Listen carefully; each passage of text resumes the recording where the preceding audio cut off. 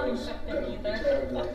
So we are calling to order the negotiations, IBB. This is our third meeting, and it's 4:30, and one of our norms is starting and stopping on time. So we're starting today's scheduled from 4:30 to 7. Everyone voted last time. Remember to. I did have Trustee Grissom texted that she won't be able to make it tonight. I need to text her back. But let's do a roll call. I just want to go around and do introductions because something we haven't done. In the first one, we weren't recorded. Last time we forgot to do introductions, and that was my remiss, so I'd like to go around and do introductions in case anybody is watching this online.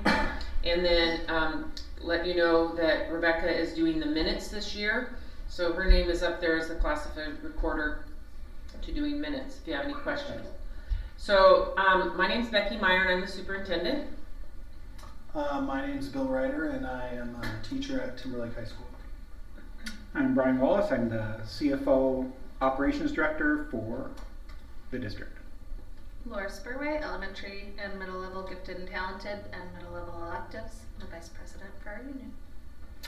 Brooke Cunningham, Director of HR. Jason Bradbury, LEA President. And middle school 6th grade math science teacher. Lisa Arnold, Assistant Superintendent. Rebecca Davis, classified recorder. John Keating, Lakeland High School teacher. Bob Jones, trustee.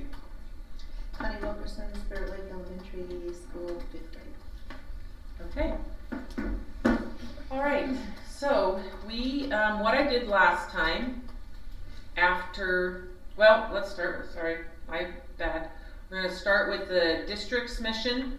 So our school district's mission for our district is that we will maximize student learning, and every learner is growing academically, socially, emotionally, and behaviorally in all environments every day in every way throughout our district. That's our district's mission, which can be boiled down to every student matters. Who would like to read our IBB team's why today? All right. By working together with authenticity and transparency as one cohesive unit, staff, students, parents, and community, we will protect our students, make a positive impact on the lives of others, ensure fiscal responsibility to our taxpayers, support students in finding their passions and talents, providing them foundational skills to be contributing members of society, support staff to fully connect to their passions and talents, ground ourselves in what is best for students, create a win-win environment, have a united front, make decisions that are aligned with short and long-term goals, interact respectfully, be willing to address all issues. Okay, thank you. I just texted Trustee Grissom so she knew that I got everything. Our ground rules. So today, what can we popcorn this? Brooke, will you read the first one and we'll just go around in a circle? Exhibit honesty, integrity, realism, trust, accuracy, respect, and humor. Provide open communication in an effort to work toward a common understanding. Enter the process with a clean slate and a fresh start. Assure commitment to the process and to the team. Listen to one person at a time, no speaking out of turn. Do not take things personally. When a decision is made, support the decision. Begin and end the meeting on time. Stay on topic. Monitor your talk time so all voices are able to be heard. Thank you. Standards in our process. So what we did last time, folks, you asked if we could kind of put things out into separate so it gets kind of fragmented and all convoluted and looks a little messy. So what Jason and I did at the end was we have discussion items, and today Jason and I were going to kind of tag team talking about our team norms again, our intentions of IBB. Something came up at the last board meeting, if you haven't watched it, about the association and the membership, and so we just kind of wanted to make sure everyone was on the same page. Then we had this hard to fill positions. This is what Mrs. Arnold put together, some language that she had been tasked with, and this was her what she put together, so I put that in as the next discussion item. Then we did Jason and I did non-budgetary issues to discuss, and we put those all together and certainly clarify or tell us if we're wrong, but we just kind of went through and did that. And then we have budgetary issues, and then these are the ones we listed for that. We feel like we've already done the extracurricular except for the final proposal. And then issues completed, we did all the ones we've done so far. And then we put some for non-negotiated agreement items presented, meaning they don't fit into the negotiated agreement. It doesn't really sound like, that's what I was trying to say, but I don't know if that really is clear. Non-negotiated agreement items presented. Yeah. Areas of importance that came up through every building and throughout the district that we thought it'd be good to show, but not necessarily anything that we could do with this team other than make everybody aware so we're all on the same page. Oops.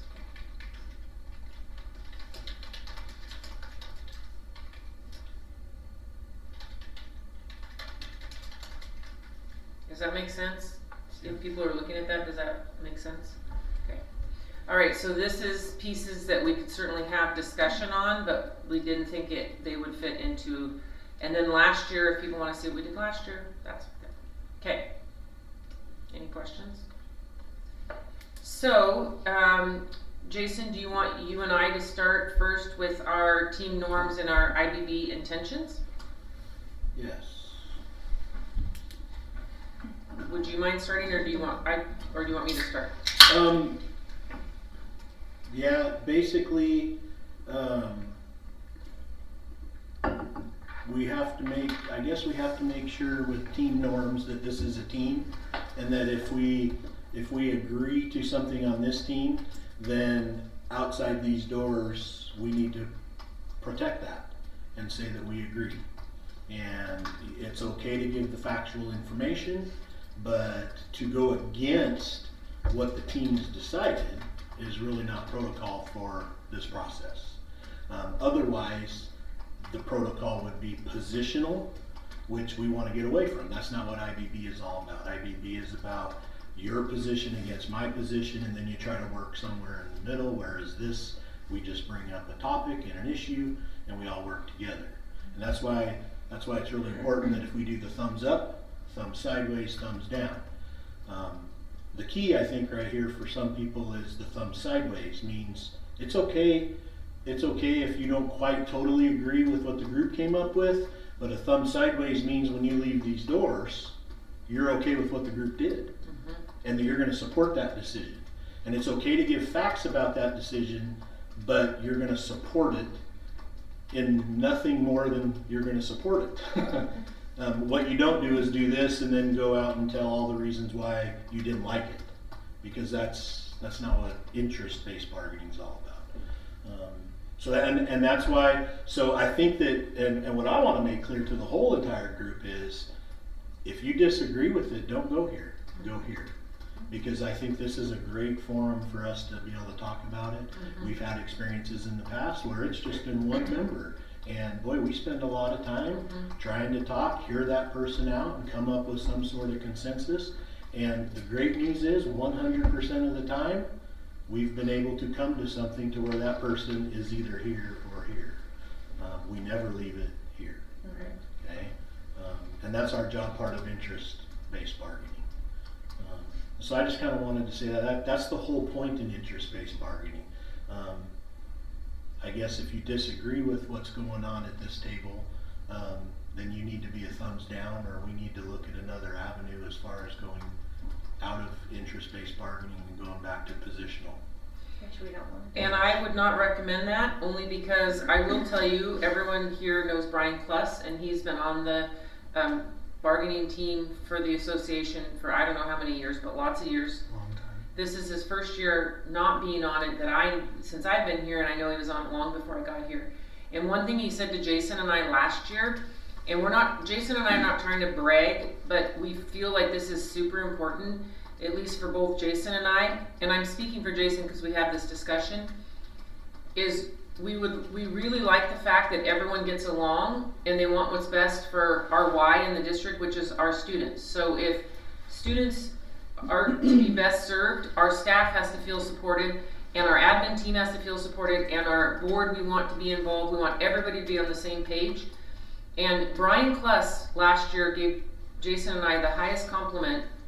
Like, I actually look forward to coming to these meetings, and it's so much more peaceful than it ever has been. Like, I actually don't dread after going home at night. Like, so that was a real big compliment to us, and we want to make sure that this stays in that same vein of what we'd like to do to all get along, and we're all on the same page if we're looking at the same why, which is our mission in the district of those little students every single day growing. And one of the things that, you know, I've told Becky from day one when I first met her that, you know, I don't think in her team she should have yes people, and I don't want yes people on my team. I think people need to, you know, stand up for what they believe in, and I am 100% about that.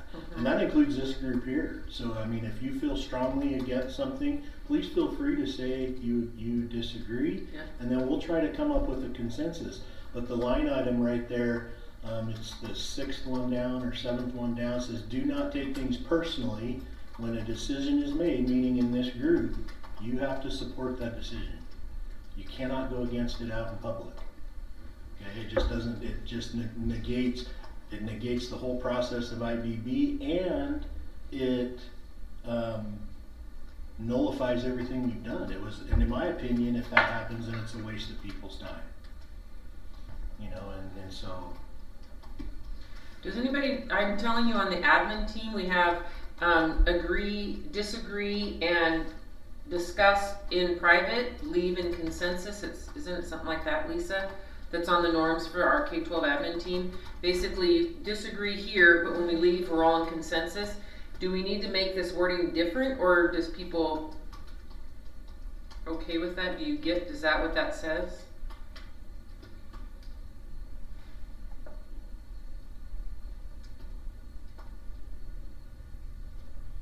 I like the norms.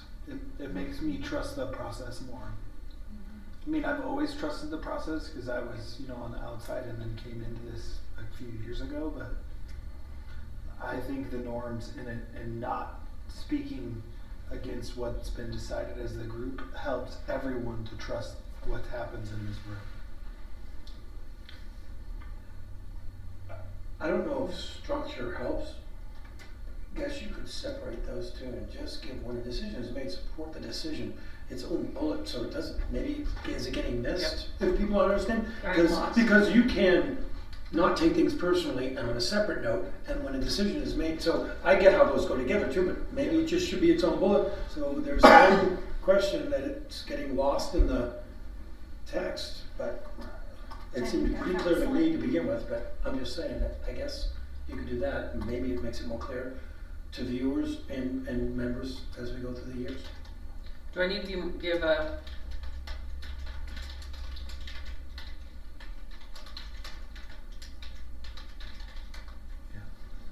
to Jason? You've said that a few times. What do people think about separating that? This is just draft until you all vote, but what do you think about that? Do not take things personally, and then separate when decision may support the decision. Give a thumbs down if you still want to discuss, because Jason said that a few times. That's really the rationale. That's kind of like the thing for him. Like, keep talking. If you want to keep talking, do this first. Don't just acquiesce and do this. I like that. I guess I'm thinking about like when we walk outside of this room, there's a little bit of like support the decision. Like, we're presenting the decision because we trust that this group has come together. We have had those full conversations and we've gotten to the best solution that got everybody on board that met the interests. That doesn't mean you're going out and like championing it and like running for it. We're presenting the facts to multiple groups of people. They can still come back and tell us no. They have told us that before. Mm-hmm. But if I walk in front of my membership and bring them something and say, but I don't agree with this, why would I ever take that to them? Mm-hmm. If they come back and say, hey, we get it, that's what you guys agreed to, but you missed the mark, what I'm going to be asking questions of is what interest did I miss? What underlying things? But I'm taking the offer because I trust that this group got to a consensus. Mm-hmm. And I think if we go out with that debate in us and with that, well, I still had questions and different things, it also puts my opinion that people have put a lot of, I mean, it's a weight to be in this room. They've put weight on that, and now they're not going to be sure of where they feel in it. And I want their feedback if there was something that we missed. So I like the support the decision, but it's also, I like the fact that you keep saying present the facts, present out what the decision is. Like, present the decision and support the decision. This is what we came to, presenting that we're a team. I just think remembering we went through, please trust that our process went through every brainstorm. Now, if we miss something, let us know. It doesn't mean that anybody can't say we disagree with what you came to, but we can't go in and give them that initial. I just think that's how I read it too. Is that, I mean, we've had times where our membership said no to us, and we went, oh, okay, we've got to come back and we have to do something differently. But we have to present it because we came to consensus. What do you guys think about that? Splitting in two, are you guys okay with that? I like it in two. Yeah. Do we vote? Okay, is that clear enough? And tell me if you want me to change. When a decision is made, support the decision. Give a thumbs down if you want to discuss further before a final decision is made. Does that capture what you're trying to say? I think so, yeah. Thank you. Okay, who's in support of making this ground rule change for the team norms? Okay, 100% for that. All right, thanks everyone. I feel like that'll help us moving forward. Can I ask for one suggestion on that? Go back up. This one, our standards. And like I talked with another, I think I was talking with Jason, that is it ratifiable and board approvable? When we go through our steps, we may want to bump that up, because if we hit something on a brainstorm that is, if we're going to go through all the discussion pieces on all of them, Okay, but we get there and this can be totally changed. That, I'm like, if we just bump I think that we up should to start the with top. legal and then go to that. Yes, because then that way too, if there's something that either side, It's a waste of time with the rest of the list. yes, Yeah. I would just, for expediting the process, like to move that Is up. everyone okay with that? Okay, 100% for that. Okay. And then perfect. Becky, I have a question, and I don't quite know how to. So at the board meeting the other night, the coaches, the decision that we made as far as the proposal that we sent forward for the coaches was brought up, and I believe it was our board chair that said basically, and I would have to get exact words from the recording, but in a nutshell, it was she would have a very hard time finding that she could vote for anything that we did on this extracurricular. So I guess I just need to know from the group, what's the best way to handle that moving forward? Do we take it off the table? Do we leave it there and let them vote on that for sure? Or do we need to just leave it as is and not worry about it? I guess I just need some direction, because I've never had that experience before. Well, I guess I would remind the team that that was one board member talking, and the board is a board of 5, so they have to make a decision as a board. Okay. So if this team is still, and I'm not telling people how to feel in this room, I'm just saying that I don't think we should ever stop something if one board member says something to you or to the team. But I feel like if that breeds a discussion in this group, because people feel like that we need to have more clarity, or we need to have more data, or we need to do something more to support the position that we're bringing forward, then we maybe need to have more discussion with this team to change how it looks going forward. Does that make sense? I think so, yeah. Personally, I'm 100% confident and comfortable in the decisions that we made in the proposal that we put out there. But I wanted to know what the group thought. Like I said, I've never had that happen before, where somebody just said they really wouldn't vote for it. You never know about board members. Okay. Shifty characters. Yeah. And I'm fine with that. Like I said, I don't like yes people, and so I would appreciate, any conversation or whatever, but I just thought I owed it to the group to throw it out there to see. You might remember, Jason, I kind of warned at the last meeting that, the 2 board members who are here are only 2 of 5. Yes. And there's always a possibility that we go to the full board and the other three say, hey, you guys are off in left field, Yeah. I'm not buying this. Yeah, well, and that could happen very easily with our group, you know, so. So that, Yeah. you know, with some sense of what might have been coming, that was the warning I gave. Okay. But, you know, that's, you know, I can't predict how the other board members are gonna vote. Obviously, I voted in favor of it here, so I'll support it. On the other hand, the alternative might be to keep all of that language in place, but not part of the negotiated agreement as an alternative. I like moving forward with it right now and continuing, and I think kind of like we said at the last board meeting too, we're just giving updates on things that we've agreed to. We still haven't brought a final financial package together, and I think when seen in context of a financial package, I know it seems like we've been heavy on athletics right now.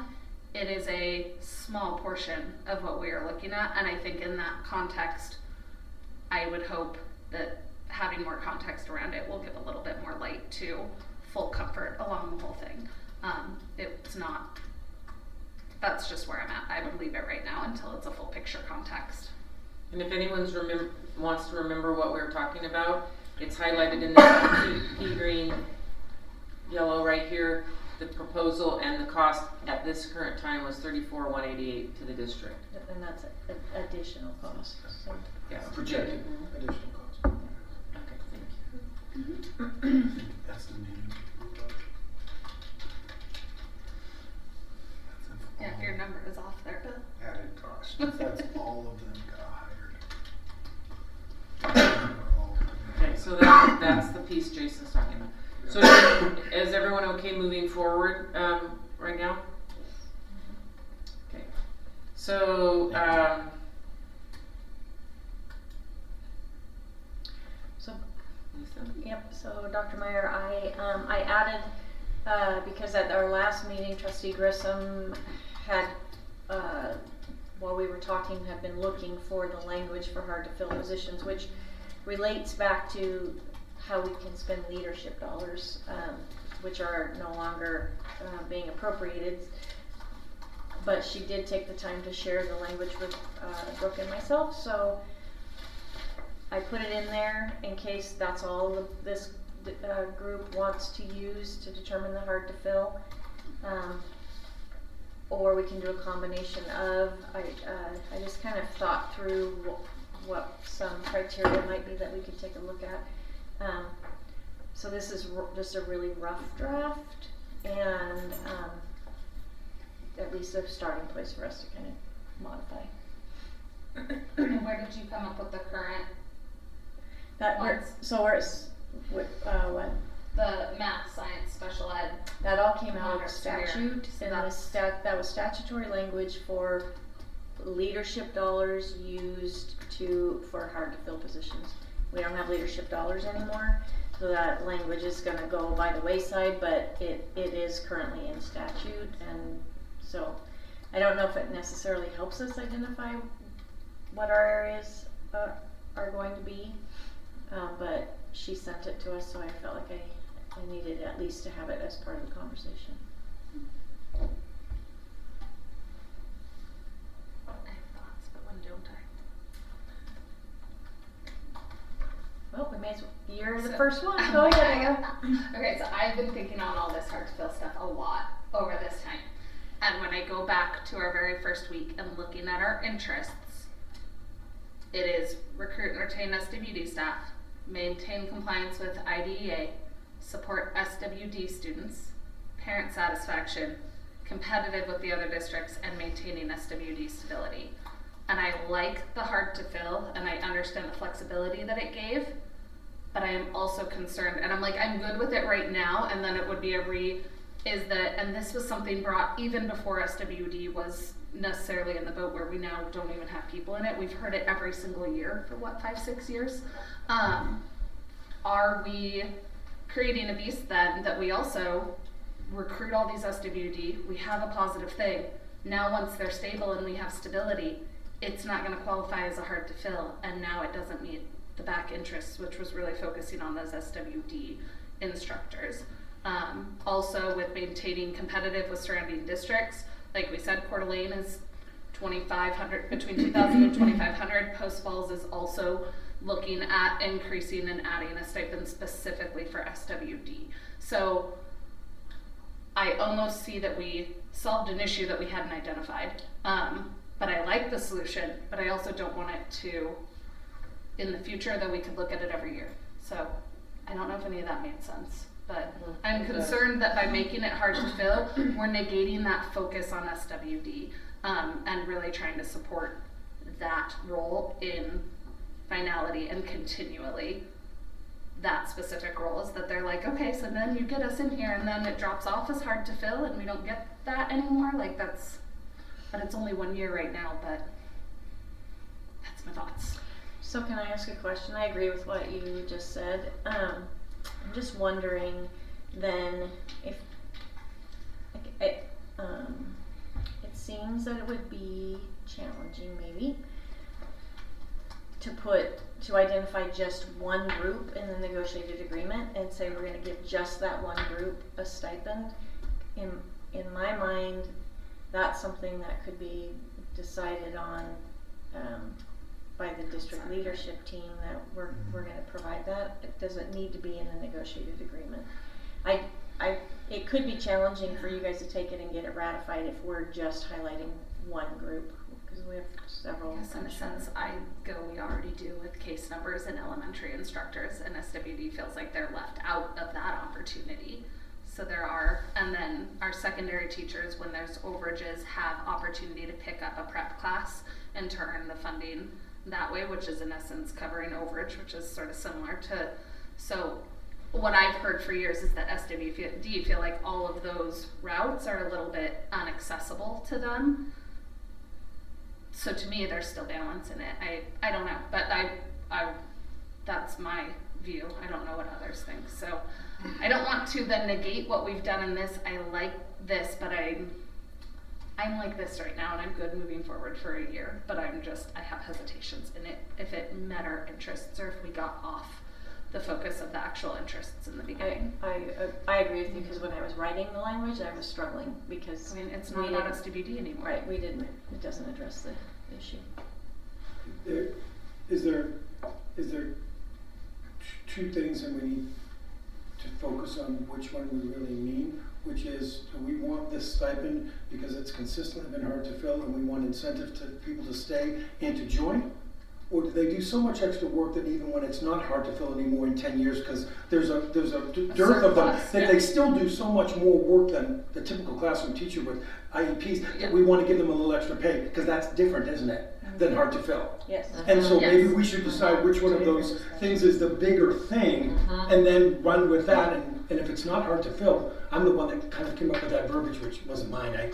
It's the same thing, but maybe that's what that is. Maybe it's not about hard to fill. That's just a component of it right now. It's about the extra work that they always do. To me, when I look at the interest and where I was at with it and what I hear from our SWD teachers was not necessarily the hard to fill piece of it. I mean, that's a district. They don't have to fill it. That's a district interest, and that's an important piece of it. But I think if I look at the history of this issue, we've been hitting this issue. I mean, how many years in a row have we always brought SWD case? Like, how do we address? That's me. So I don't know where other people are at, or if I put a damper into something that was gonna roll faster. Is there language for secondary teachers teaching on their prep in the negotiated agreement? I don't think it is. Is it? Mm-hmm. It is. Yeah. Which can be applicable to SWD teachers if they have lost a prep. I think historically I only know of how many we have one. What's the language? That if there's overage in students but not enough to deem a full new teacher, if we need a teacher to give up a prep and teach that class period to split it, then they get 1/6 of the day's pay as a stipend to pay, to teach on their prep. So It's an add-on. it's an add-on to their contract because they're losing their prep time.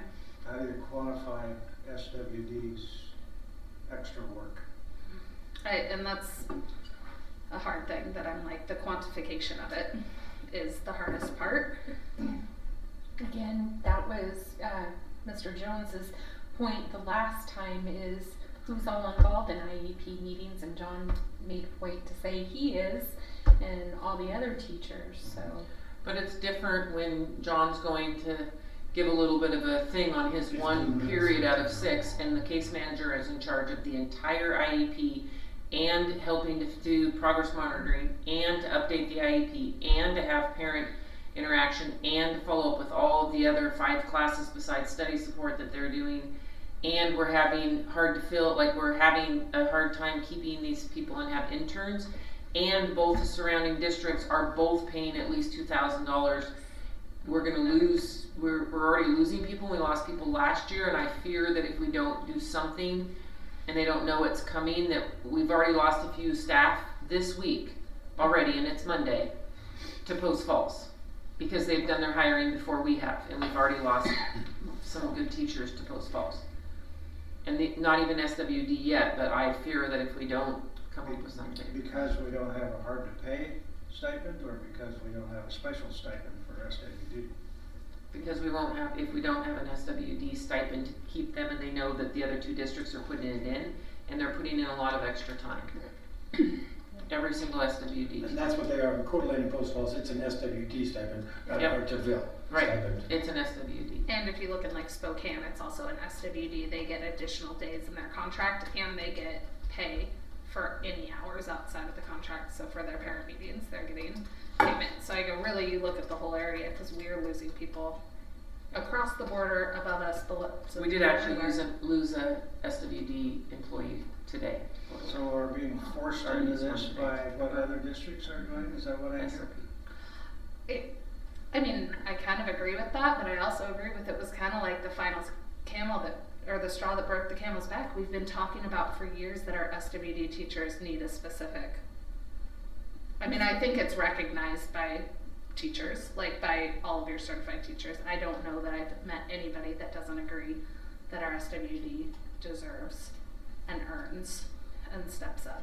Well, maybe everybody should contribute a little bit to help that. Well, and we did one other thing with case managers. I heard Bob volunteer. I just Not heard- as Yeah, all of his Lots pay of as a others board and member. everything. He's gonna give a percentage of his pay as a board member. You can give 100% I'll of give your. 10%, Yeah. whatever. Across the board, right. Why can't, I think you can give 100% of I zero. could, it'd be that same amount. It would be that same. 100% of zero. The other thing with case managers, though, that is different from a regular classroom teacher, is a classroom, or as a case manager, is overseeing paras too. They're basically acting as a supervisor as well. Yeah, and they're supposed to be doing their evals. So what I'm hearing from the group is we need to change it instead of hard to fill to an SWD stipend. Mhm. Yeah. And then would it go in the, like in the same place in the negotiated agreement that the elementary overages and the teaching on I the think prep so, zone? yeah, it'd be another asterisk right down there. So that's back to this. So that's the proposal is, Okay. so do we want to run that idea? And I We guess, kind of already did it, cause we did it already, cause you have the interest, we did it, we started it. Yeah, it was just how we're gonna put it on here. So, do you wanna work on that wording based on the prior interests and the brainstorms we had? I'm looking to see where it is in the negotiated agreement that we put Classroom the overages? class. It's in, it's down there in extracurricular stuff, I think, or down Yeah, past it's it. F something. Yeah, you So had- it's right here. So you could have a G, I guess, where you've got D, dual credit stipend, E is class coverage, so that's, Yeah. but where is the, I I'll don't go see, do it up here. I don't see teaching on the prep. It's in there. It's also in there for elementary. Well, I found the elementary, but I'm not sure why it's not in the same spot, I guess. Well, the prep one's probably way down the prep period stuff, but it's No, further down. it's under, what's this? coverage? Says Teacher E. workday, It should be. is it under prep time? It's under extracurricular coach salary schedule. It's F under that. Change, that's a weird spot for Okay, so what page are you on? Interesting. It's in extracurricular. Mhm. Why is that? I don't know. So it makes sense to me that you would put class sizes for elementary school, class coverage, and teaching on your prep all in the same place. Yeah. And Okay, it's I'm not. confused. That Where am I? The one for teaching on your prep period is down in prep time, and that also is where SWD, where we put in the So we have it in the two places. possibility of Oh, teaching being and paid prep. through your V2, prep page if you- 23 yeah. and 24. So I would recommend that we move three. Is that three? It does make, I understand why it's there though, because it's addressing prep. No, I'm preparatory talking, times. but this one's not. Extracurricular? This one's under what was the heading? Extracurricular coach salary schedule. And then so teachers overage is under that. Is that the $20 per prep? Yeah. So here's prep time. So it's 3F is class size for elementary, that's where that is, and 3E is class coverage, teaching, That should not be under teaching, that section. using their prep period to cover another teacher. Those all should go down under where prep time is. It Yeah. frequently covers, at secondary level, it frequently covers coaches, but I still wouldn't put it there. No. That seems like an odd place to put it, but that's often what it's doing. The coach that leaves after lunch and their classes need to go over and nobody wants to hire or can't find a sub to do that. Right, but then the very next one is class sizes for elementary Would you teachers. scroll that down a little bit so I can see the rest of that language? Oh, so there's only one item? Oh.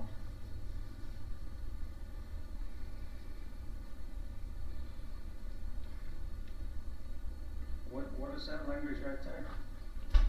So, What, the 5,500 thing? right, so If you're teaching on your prep, so if you give up preparatory Scroll time. down. SWD Was teacher. it 20 This one. Right there. So that's for the elementary and 8650 for secondary.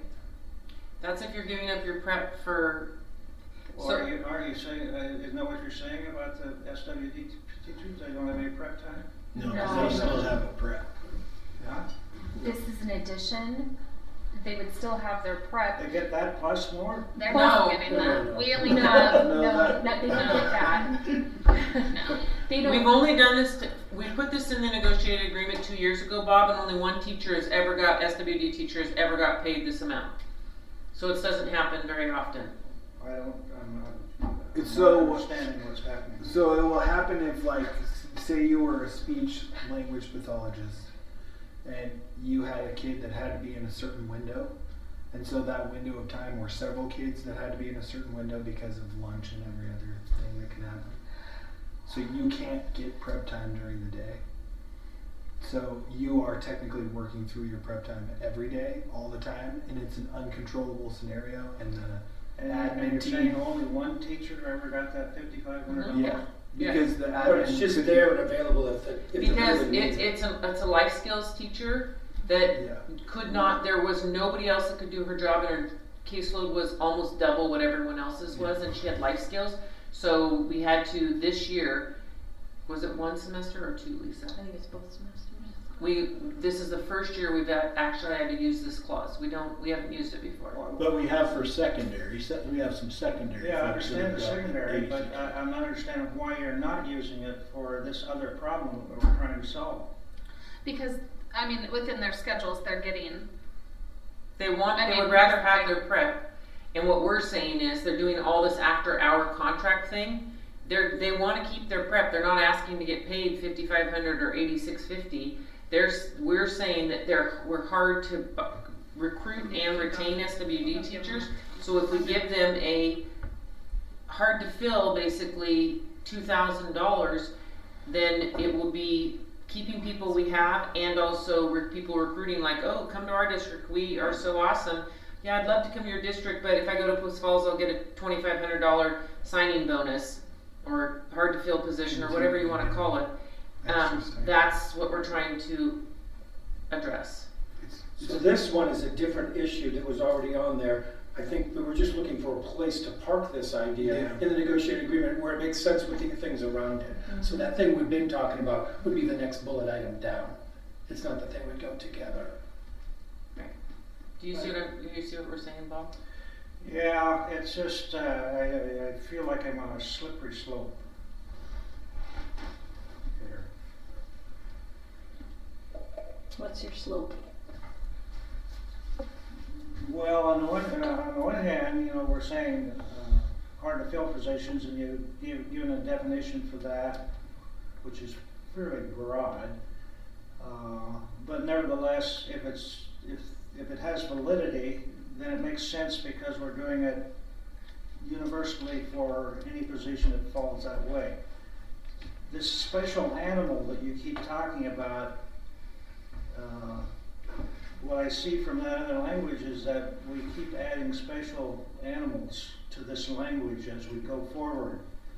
That's the slippery slope.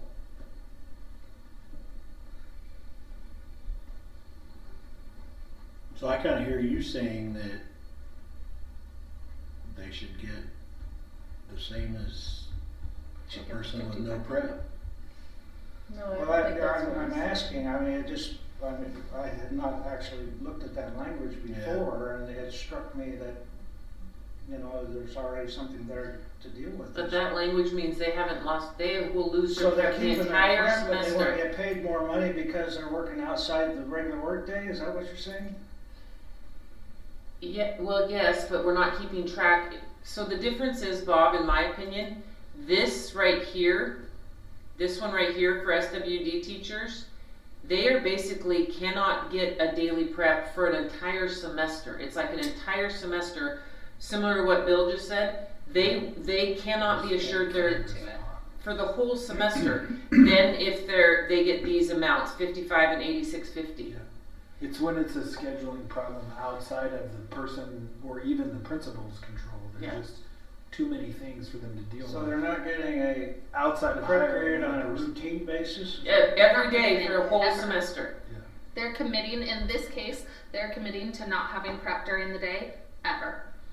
Like the whole semester, and then they get that amount. And that's where that one comes Or into Which place. would What be you're saying similar. is they want to keep their prep They period. want to Yes. keep their prep. And get paid more for the extra work. The 2,000. The things that are happening at the parent times that are outside of those contracts, and because I hear where you're coming from. I mean, We get paid for working. right. So But we also don't have a bunch of open Yeah. social studies teacher positions. Which then goes back to the hard Same is true with to a fill. math teacher. No, we filled all our math teachers. We haven't had a problem filling our math teacher Well, positions. that was part of the definition. Well, that was from the state. In 2016. I'm just telling you, Lisa and I and Brooke can tell you, we are having a major difficulty with SWD case manager positions, like major, right? How many interns do we have in positions this year in SWD case managers? And we have AFLs that not been filled all year. We've had an open position at AFL all year. We have a first year position. We have 3 or 4 first year position people. We have people that are leaving. So I So guess what a do you- great example is we had a person who requested to be an intern in our district, and I don't have a veteran teacher I can place her with because we have such a turnover in that department. So let's walk this out a little bit. We're going to give a special stipend to all SWD teachers in order to try to improve our hiring situation of similar teachers. Or retention. And if we get to a point where we have a year and we don't have to hire a single one, does that stipend go away? That's what Laura was bringing That's what I'm up. saying, is that if we do it as a hard to fill, it sounds like, okay, then it goes away. It does. We're trying to marry 2 different interest points, and I don't know which one is the better fit. I'm actually okay with either one to see how it works for the future, but So I think what I hear Bob saying is your concern is putting an ongoing stipend for a particular group in the negotiated All right, to me, it agreement goes back to equity. for work outside of, So is there a different way to help our SWD teachers who are, because I agree with you that we have lots of teachers who do lots of work outside, but when we talk about IEP meetings, like John might have 2 of Lynn's kids in his classroom, and Connie might have 1, and Becky might have 2. They're each only going to a few, where Lynn has to go to all of them every time a parent calls a meeting. And I think, right, when you look at how contentious SWD and IEPs are right now, with parents who are really pushing for what they want for their kiddos, which is their right, but it just requires a lot of meetings. We've had a lot more facilitated IEP meetings with state involvement than we've ever had before. So there just is a different time factor for SWD teachers outside of contract time than the regular classroom. We lost another SWD teacher, remember? We lost the other one, and we have one that requested to go back in gen ed class, 2 that requested. We are gonna be lucky if we have 5 SWD teachers next year. So that's what we're trying start the year. That's what we're trying to fix, is how do we compensate them for the amount of time that they're working outside, because we have a lot of them who don't leave school till 7 o'clock at night because they're accommodating parents. Well, here, I think Bob, what they're saying is that by the nature of special education, how it's evolved, that it is tougher to retain, tougher to recruit, and those teachers should be earning more than a regular classroom teacher. That's what's being said. And so, do we have that common interest, and do we think that is, or do we think that's not equitable? That's really sort of the nature. We can keep talking about all the things they're talking about, but that's the bottom line. Yeah, you're right. So the common interest, if you put the common interest back up there, and we could brainstorm, let's just do a quick brainstorm. So the common interests are recruit and retain. Laura said them. I don't think we need to write them back up again. I can take over if you want me to. Well, she Yeah, did just that. take over and put that up. DO boardroom or small boardroom? Be it DO boardroom. So there were 2 other items Can we that just disappeared. This is the common interests. Recruit, retain, SWD, Maintain compliance. Thank you. Support SWD students, maintain parent satisfaction, be competitive with surrounding districts, or maintain stability. Maintain stability. So Okay. it sounds like our 2 brainstorms are a hard to fill stipend or a straight SWD stipend. So really that's. And there's more, like if you have other ideas or anybody else has other ideas, I feel like let's brainstorm more. So SWD stipend on an annual basis, can you add that as a brainstorm? Because to Bob's point, if it isn't becoming a hard to fill stipend and we have plenty of people, then the stipend may go away. But do they have less work? The work doesn't go away. Yeah, say you get hired on year 1 of this as a SWD teacher. I'm just doing 4 years Yeah, down it's the just a road. brainstorm. I'm just brainstorming, so yeah. So another brainstorm is that they can use their timesheets. Yep, great idea. Turn in time. Didn't we do that So one? that's about, And we which is crossed helpful. it out already? To Bob's question about equity would be, that begins to create a metric, right? It becomes measurable. Yes. About the additional. Well, that's why originally I asked a question about caseload, how you identify and establish a caseload which is more than what somebody else has as a caseload. I mean, Do we have a is there any way to quantify that? Yeah, Yes, we have a weighted caseload spreadsheet. Has every single school with their So weighted caseload. why are we not using that as a basis? We certainly can. Yep. And And- which is what we've What done. that would just, what that would do, I think, I'm still groping, is you have a weighted caseload of this, or I have a weighted caseload of this.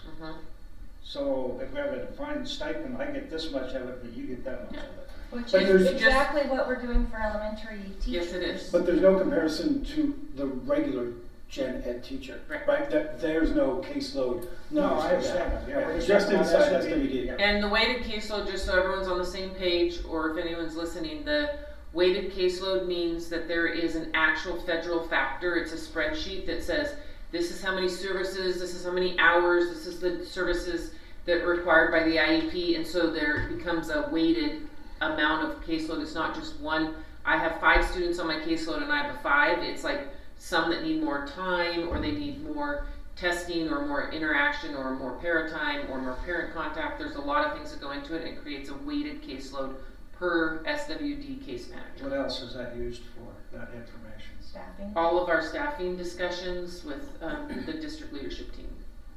For distribution of staffing.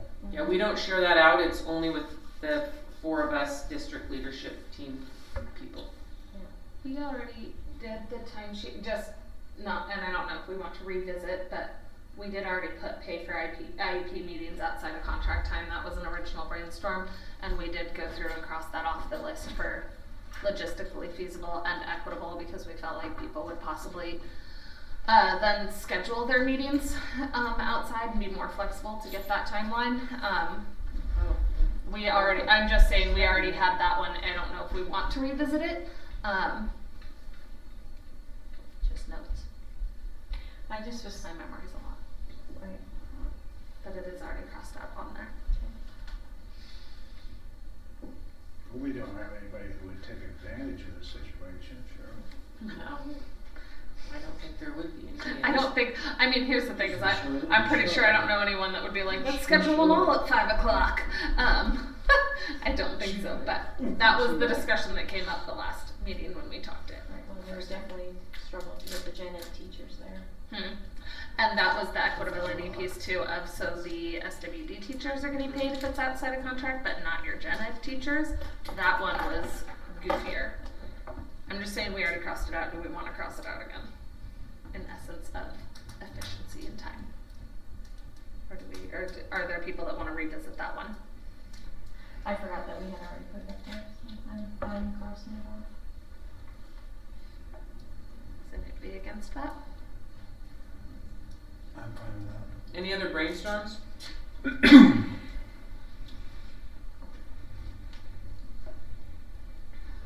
Okay. So let's run them through. Well, we've already run these through, Mm-hmm.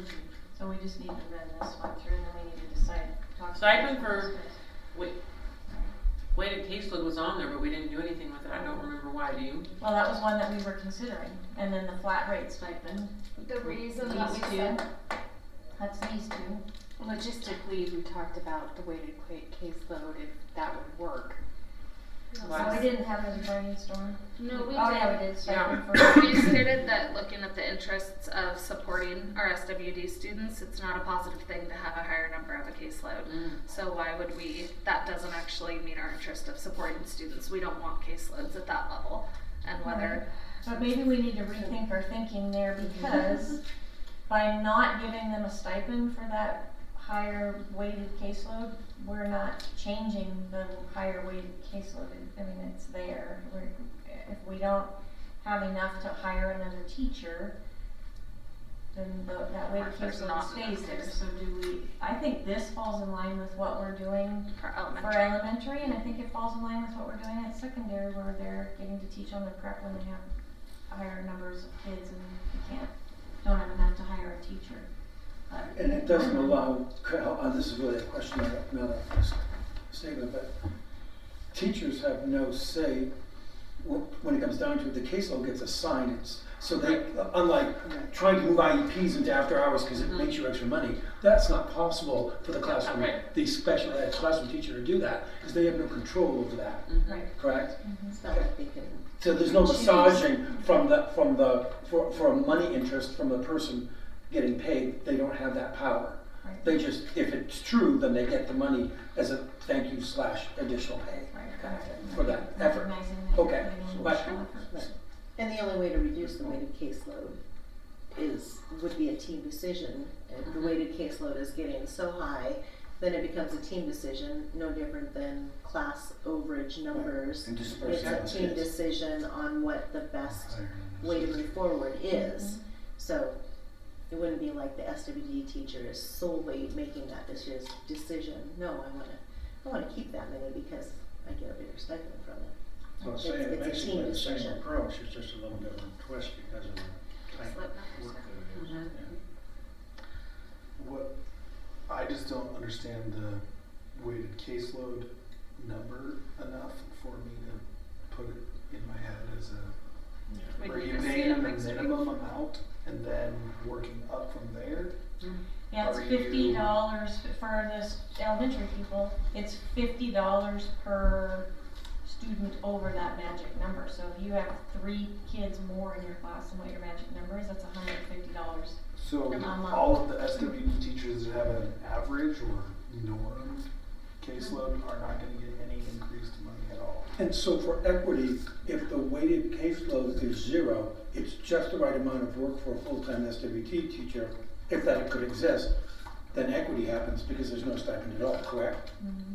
If an SWT teacher doesn't have any overload from what would be reasonable, so there is no weight to the caseload, it's at 0, it's just the right amount, there wouldn't be a stipend, correct? Is that true? Bill was just. Right, that's Yeah, what we'd you're, have to is that what you're establish saying, what right? the That's what- baseline is. that's what- Yeah. Right, and Which then I at the think that baseline, kinda- it would come with no stipend, correct? Mhm. So there's your equity. Yeah, too. that kinda- That would build equity into Yeah. that. Absolutely. From, with the English teacher and the math teacher. That's a great et cetera. idea. That's a great idea. Yeah, because I always, when we talk about SWD, I always go back to our secondary ELA teachers who have a lot of extra time outside of class with all of the Yeah. essays they have to Yeah. correct.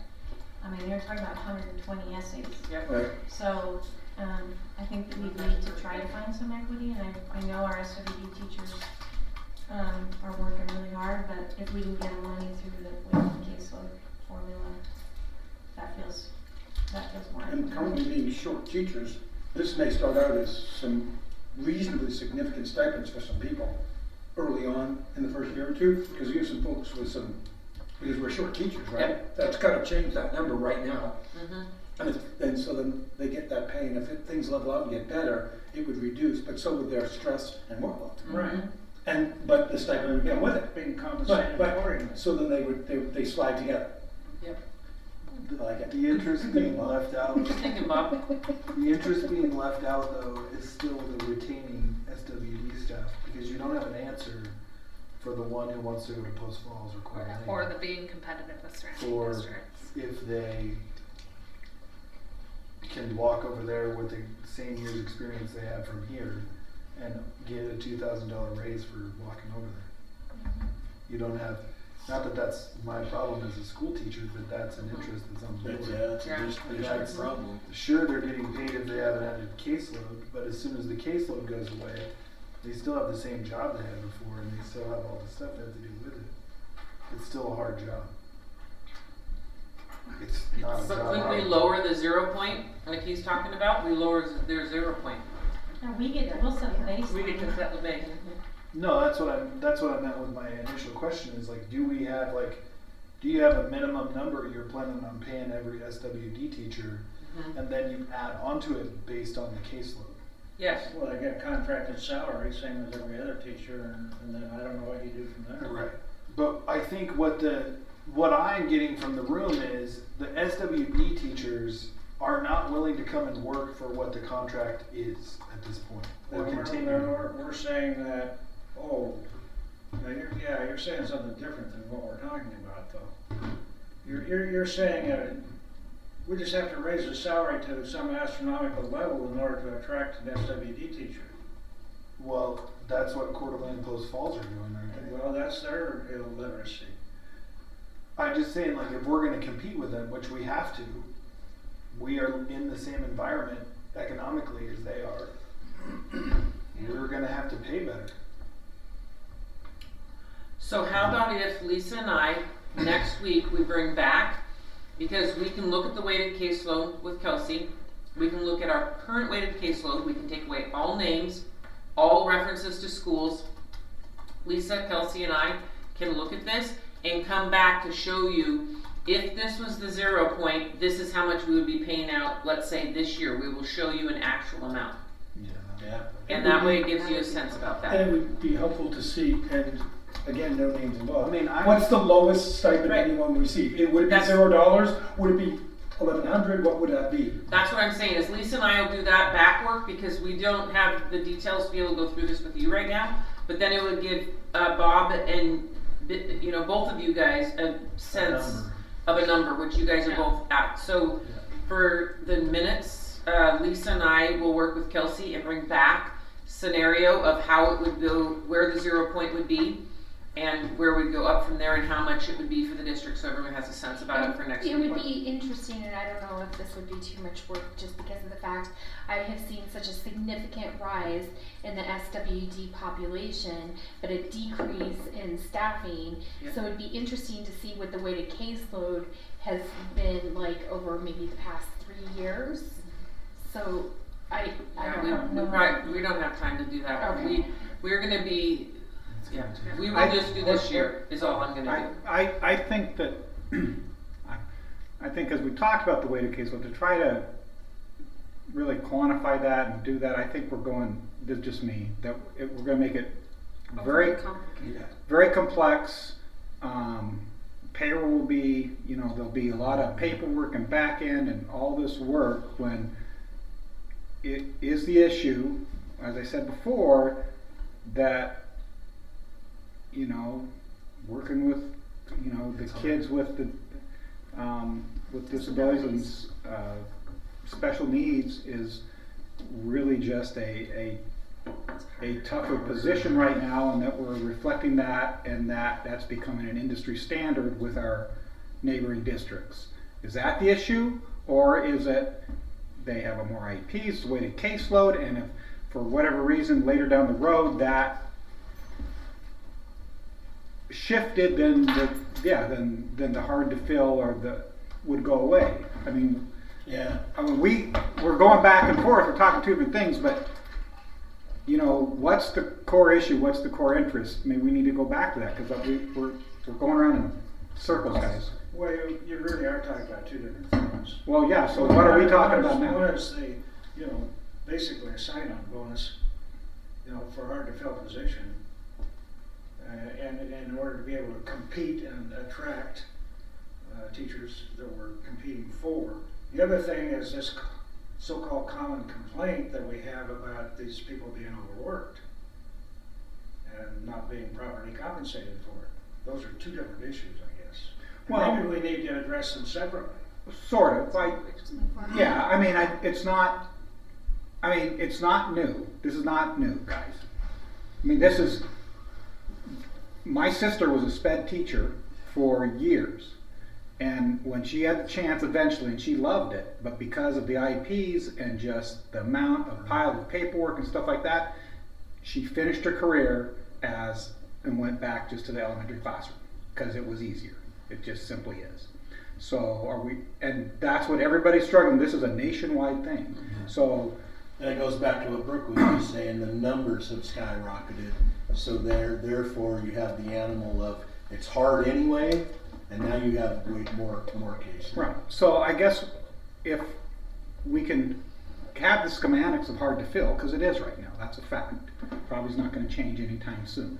It won't change before I retire, I can tell you that. So we can, I would think that this group, if it makes it better for the group to categorize it for hard to fill, I think the fear that's saying, well, that could go away someday, well, around this table, let's be honest, do we really think that the difficulty of filling these positions is going anywhere in the next 10 to 15 years? No, I know. Okay, so then let's put that to bed, and however you want to categorize it, I think that's fine, but I think that's the issue we're talking about. And if we think that that's something we need to do to be competitive, and also it's just sort of the nature of work, then let's talk about that. If we think it's just weighted caseload and that, one teacher is on Camp Snoopy because they have not a weighted caseload, they have 3 kids, and the other one has 47. I know, but then I don't know if the weighted caseload really is what we're talking about. Yeah. I think it is much simpler and less complex to go with the hard to fill, and then like I said at the And beginning, if you go with so you said 19, we have 19 SWD? 23, and then address it 23. when it becomes an issue. And that's just case managers, that's not SLPs. So that would be 57.5. 57,500. Yeah. If As we're flat just rate using stipends at case 2,500. managers. Are you saying that you want to put the SLPs in there? And the school psychs? we're not school psychs. I haven't heard that they're not in buildings all day, every day working with kids. But the lots of SLP has a time. caseload as well. The SLP caseload is monstrous. Yes, it is, and that came up at the last board meeting. How many SLPs do we have? 4? Well, We have one that is leaving. we just lost one, but So we that's need to have 4. 26 then, I think we have 4. No, we need 4. so 27. Yeah. 60, yeah, that's what I did before, 67.5. So 68,000. So let's go around. Do you guys want, what I'm hearing is at this point, there's kind of a brainstorm. Either we do, this is hard to fill, other districts are doing it, it is what it is, kind of like what Brian and Bill were saying. Let's just give people a $2,000 stipend for this position, and then we put in some it comes back to this table annually. Do you want to go that route, or do you want to go the weighted caseload and Lisa and I bring back some data for next time? So let's go around in the circle and kind of just give a thought about that. Who wants to start? Brian, do you want to start? Yeah, I think that the issue is more of the general nature of SWD, and I guess I would categorize it more towards the case manager, not every SWD position. Okay, Laura? I would be doing, I think it's a flat rate SWD stipend, and I think that's case manager and SLPs, but if calling it hard to fill identifies the issue and is more palatable, I'd move forward with this, and then if it ever became a not hard to fill, which like you said in the future, then you discuss it at that point, but I'd be good putting it as a hard to fill, but I do think including SLP, anybody that has students, because school psychs can fluctuate their time, like if they had to stay because they don't have a student-driven schedule, they have flexibility. SLPs and case managers do not, so I would include both. Okay, What is the stipend? Can we ask questions or just thoughts? I was just getting people's thoughts on it. Brooke? So I would prefer to go with more of a flat rate stipend versus a caseload, because the caseload logistically will be difficult. That is a continual moving target throughout the year. And it even like with the overage stipends, those are somewhat hard to keep track of. So I just feel logistically a flat rate would be best. Okay, Jason? I like the flat rate as well, as long as we keep the overages somewhat consistent and equitable throughout, because I think if you're giving everybody a flat stipend that's the same, but you have somebody that's having twice the caseload as somebody else, that's not equitable. So you'd like to put both in place? So I almost think we have to. That's talking like an association president right there. Both in place. Good job, buddy. Okay, Lisa? Alright, this is going to be highly unpopular, but I am struggling with putting a specific stipend in the negotiated agreement for a specific group of people. If we had leadership stipends still, this would be a leadership stipend. And so my preference would be that it not be part of the negotiated agreement, and that this is something we do at the district level, and I like the idea of the flat stipend. Okay. Rebecca? I like the idea of the flat stipend myself. Okay. Yeah, I had to choose, I would go flat stipend as well. If I had to shoot, I'd shoot you. That's a micro. He said choose. He did not say anything about shooting or guns. That was not. You guys didn't hear that right? Microaggression. Good job, Bob.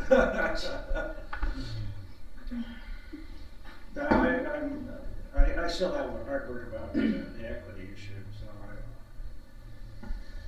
I don't know what all the complications are on the logistical side of things, and I don't want to be unappreciative of that, but it all boils down to dollars and cents in the end. Everybody knows and understands that. So, are we talking a flat stipend of $2,500 or $5,000, or let's make it 10? We'll attract all those teachers in. That's a really, really tough one, I think, to try to tie down. But I agree with Brian's earlier statement, I think we're really talking two different issues. One is, you know, whether we're appropriately compensating our current staff for the work that they do, which may be greater in some sense than others. And on the other hand, what do we need to do to attract teachers in hard to fill positions on an ongoing basis?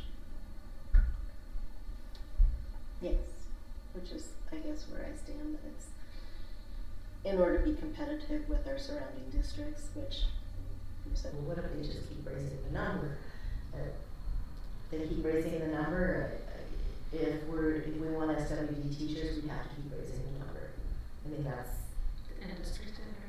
simply how it would have to go. Or we're not going to get the teachers. They're going to go there. So I'm going to go with Lisa's idea about it. I think we should put this in the negotiated agreement though, and leave out, just instead of identifying this amount, I think we should identify in the negotiated agreement that there are hard to fill positions since it's in Idaho code, and then do the definition like Lisa has, but just saying once identified, the district leadership team will determine the amount, and that goes to the district leadership team and not in the negotiated agreement. We don't identify which are the ones or whatever, it's just this hard to fill definition is in the negotiation. I like Lisa's idea that way it is easy to have that happen, and then we have the hard to fill in there, so the association is backed up that we have this definition, and then every spring we will look at it. So I agree with Lisa and wanting to put this in there as well. Bill? Well, I mean, I obviously like the flat stipend one because it's simple.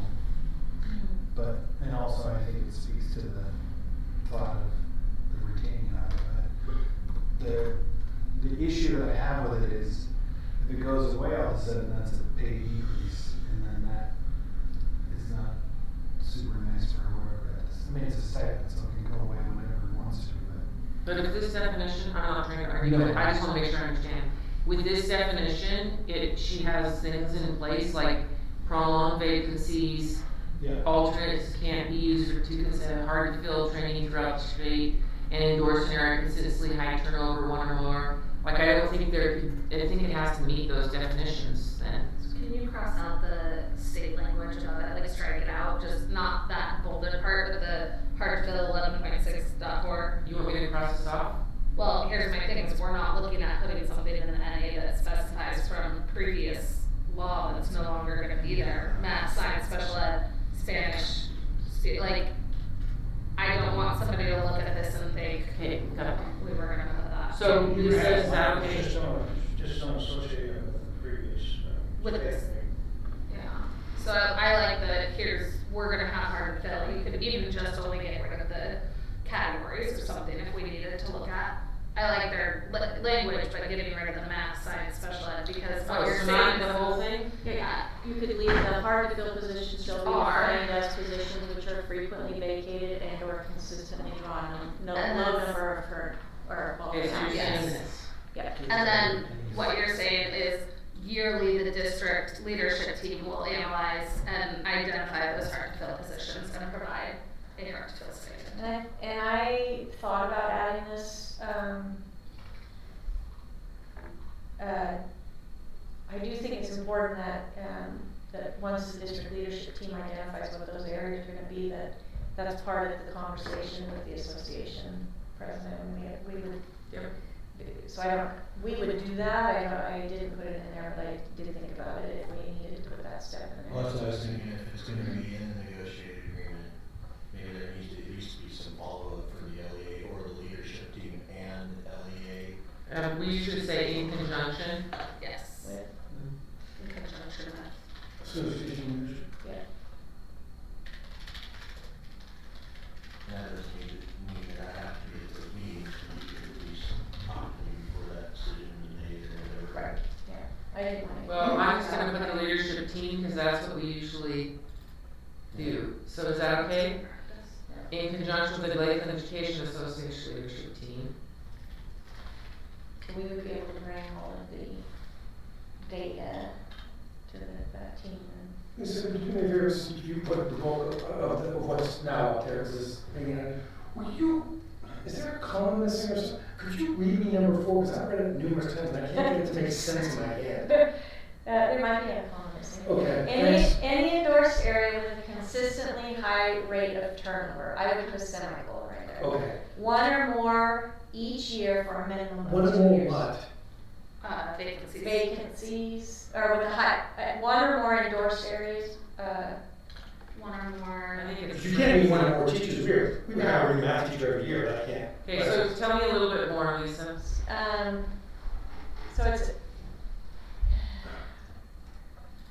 So it's basically, a higher, so you're gonna have one or more teachers leave each year for a minimum of 2 years in that endorsed area. Right. So But that's that's, Read it now, John, does that make sense? That's dangerous.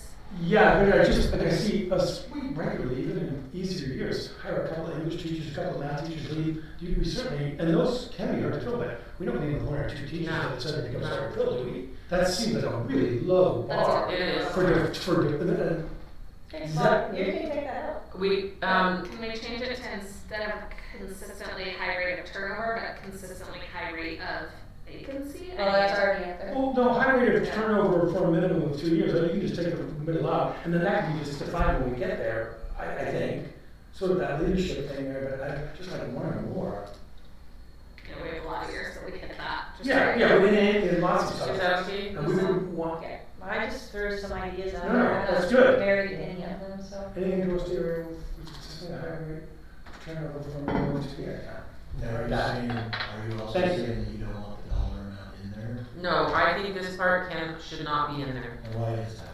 Because of what Bob and Lisa, I'm just saying me, I think that amount should be set from the beginning of the year. We'll see what surrounding districts are doing, we'll start with our 25. What is That our way you're budget not look locked like? in, or you could even do some Right. equity Yep. stuff there too. Yeah. Okay. I wouldn't take And all. you're gonna be in conjunction, I'm sorry, Lisa. I wouldn't take all of that out because I think that it's important to leave the stipend will begin in October and will be paid in equal amounts over 11 months. I would leave that sentence in. Just because we seem to be bumping into that every time we have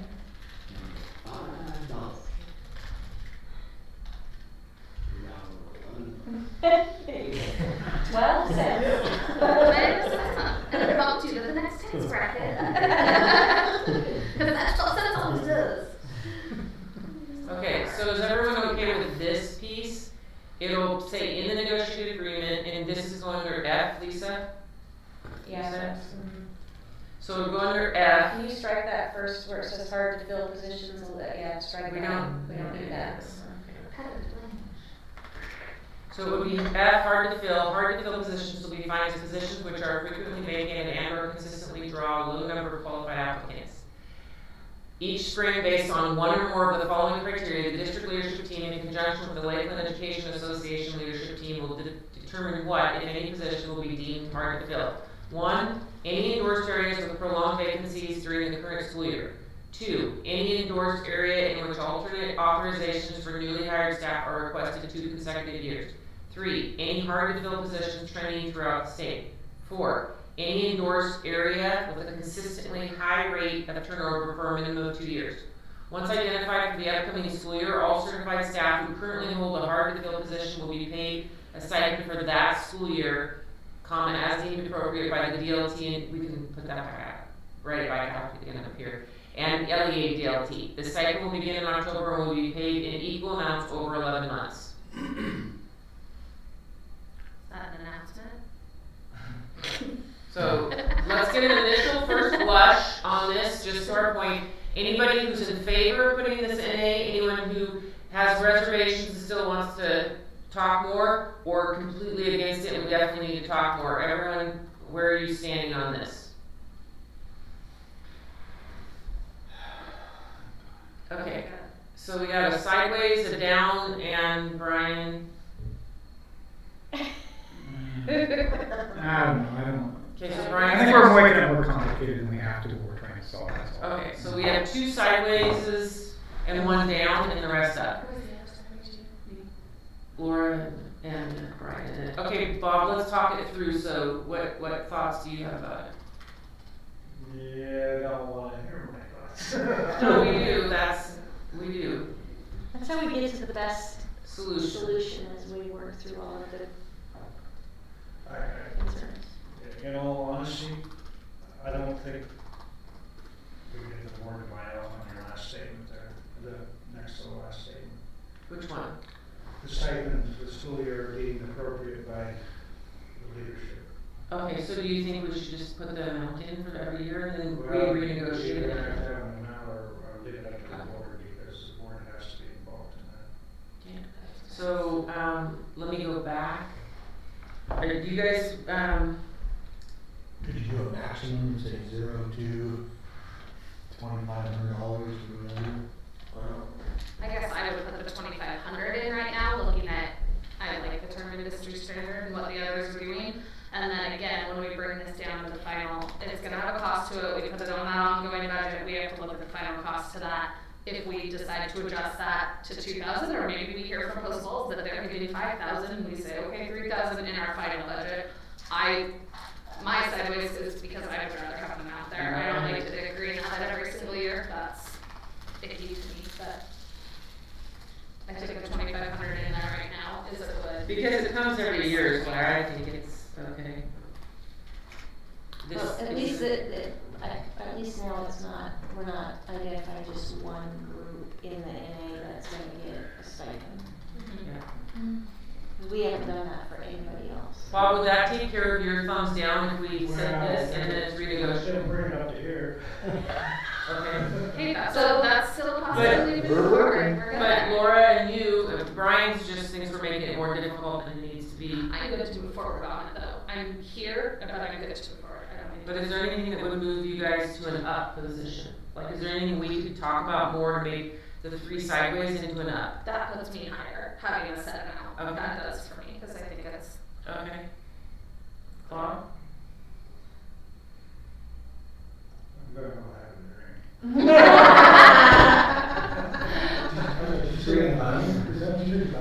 Well, here, Bob, I got nothing. One of the first things Bob told me when I was hired is, by the way, you cannot have any alcohol on school grounds. It says that in the law. In the law.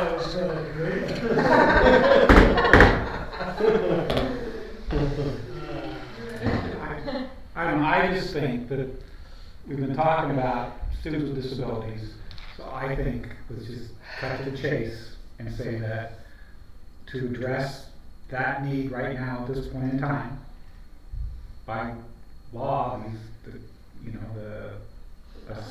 agreement is the whole thing's up every year, so it's not set in stone. Yeah. That and just reflect that, and then say that and determine a set amount to reflect what our competing districts are doing, our neighbors, so that and to maybe address that, and then define the case managers, SLPs, site, what are really, and then I just think that's a lot simpler. We don't have all this language trying to figure out what it is every year, and just that's where we're at. And then we come to the table, and let's say we find that we had 37 applicants for every student with disabilities position, and it's not an issue anymore. Then we can come up with an interest and say, well, it seems like it's things have turned. That $2,500 is the key for everything, and we've attracted them all. Yeah. I think once it's in a negotiated agreement, it's really hard to get it out. That would be my struggle. But do you But I think I'd rather have, this is a negotiated agreement, right? Yeah. Right, but it doesn't, but we could identify that we don't have any areas of, hard to fill, and so we aren't paying any stipends. But when you put it in there that we're gonna pay SWD teachers $2,500, it's gonna be really hard for that to not be part of the negotiated agreement. But the SWD, to Brian's point, unless I'm misunderstanding, if we use this definition right now, we would have SWD teachers would be getting a $2,500 stipend next year. Right, but it doesn't say it it doesn't. No, that's why I like this, because Right, it doesn't, yes. I Right, like this. but here we're gonna identify. No, we won't be identifying these. I think this is is actually, this, I think, is eventually at some point gonna be grievances, because someone's gonna say, by this definition, I'm hard to fill, and you didn't give me my stipend. Well, you can change how you wanna categorize it if that's the case. That's my only hesitation is that when we identify one group and we put it in the NA that they're gonna get a certain amount of money, it's always gonna be there, and that's a concern for me. And I don't think, Lisa, correct me, and Brooke, correct me if I'm wrong, with this definition here, I truly believe this year, the only job that would go would be an SWD case manager. But I see Brian's point where he'd say debatable, hard to fill positions trending throughout the state. Math is harder than No, that. it's- And it says based upon one or more of the following criteria, the district leadership team. Oh. And it still will determine what. So let's say it 2 or is. more. It's- I thought it was all, honestly. Is it gonna create, I see your point too, get to the point, what we're trying to say is it's an SWD stipend. Well, why don't we just say based on all of the following? Based on the following. It's a very management statement, so I don't get ugly looks from my side of the room, there's no side job. You could put, after the word leadership team, before the comment, you could put may. Yep. Far left, leadership team, right in the middle of the screen on the far left. Right here. No, oh, This one? Main. actually, I meant after, leadership team may, in conjunction with the may. Yeah, right after the word team there. Up one. About, not there, Up one. one line, right after team. There's no will there, it's just he's adding the word may. Yeah, just adding the word may right there. Leadership team may, in conjunction with the Labor Association leadership team. Right, and then the may comes off of the other side. Which one right here? You have to take that one out. Because it doesn't require, now it doesn't require the district to do anything, which takes the wind out of my side of. And can we take out one or more? Can we just say based on the following? Based on the following criteria. Can we just take this out? Yeah. And then we're not giving ourselves a baseline or a hard fast. Yeah. We gotta Does that know. feel better to you, Bob? So. It may. He's up to a half a glass now. He's up to Not a half. full glass. 3 fingers. 3 fingers. Which finger are these? So, oh, got it. See? This is why I didn't sit on here. I think Brian's the one you gotta guess. Right, we good with that? He wants less words, not more. Brian wants less words. We did it a lot better. Yeah, that's fine. Okay, Bob's ever Yeah, let's roll.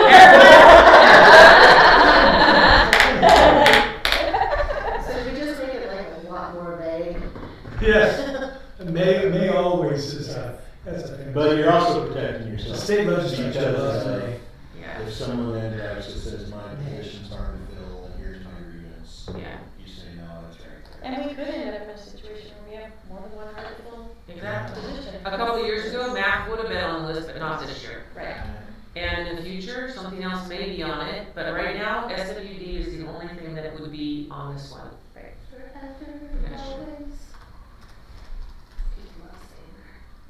Now, are we okay with 2,500? Everybody okay with that? I think Bob would make it go up. Wouldn't you, Bob? Okay, Bob says yes. Okay, all those in favor? Is somebody keeping a running total of?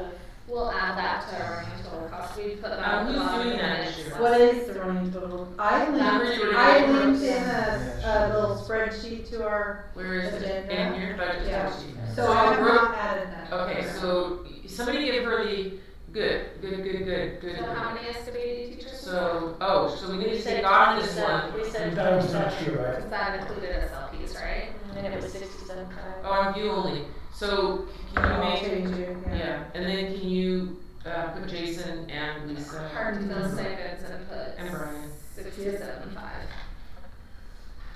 No, don't put Brian, because he's just gonna lower stuff. Okay. Yeah, good one. Gonna be. Mine is. Sharing is. Okay, while Rebecca's doing that, slides, we're gonna take a 3-minute break. Streamed? No. It's recorded, but it goes back up, but we're gonna take a 3-minute break, so it's gonna stay recording. I'm not gonna turn off the recording, but I just wanna take a 3-minute break. Yeah, I added you guys to that. So she can update that, and I get another cup of coffee. So we're taking off the 5 drop days. And then she'll give you the amount to do that instead. It'll be 2,500 times the 20, whatever, Jason had. I'll just want a 5-minute break, so we start early. Yeah.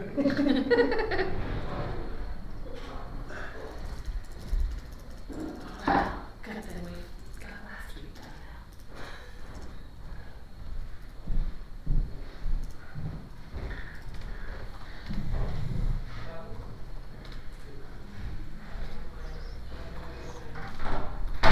Is this just an in-house working document, just for us? Yeah, right, so that as we. Because the hard to fill, I was thinking like you should attach, because currently we're talking SWD, but this isn't a public consumption document, it's for us. And we know what it is. Yeah, it's just for us to kind of keep our running total of Right. like how The budgetary many impact is additional due. dollars are going, so that when we get to the point where we start talking about raises to the salary schedule, Right. and Brian says we only Here's have the this general. much money, we sometimes have to go back to this and say, Where what's we- more where we important? slash. Right, yeah.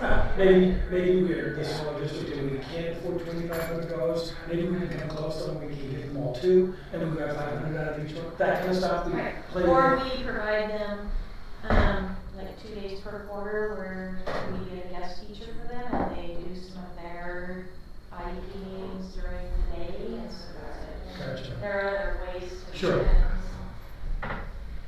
We can have that. You're a great man. You want to drink a cup of coffee and then fall asleep with this one?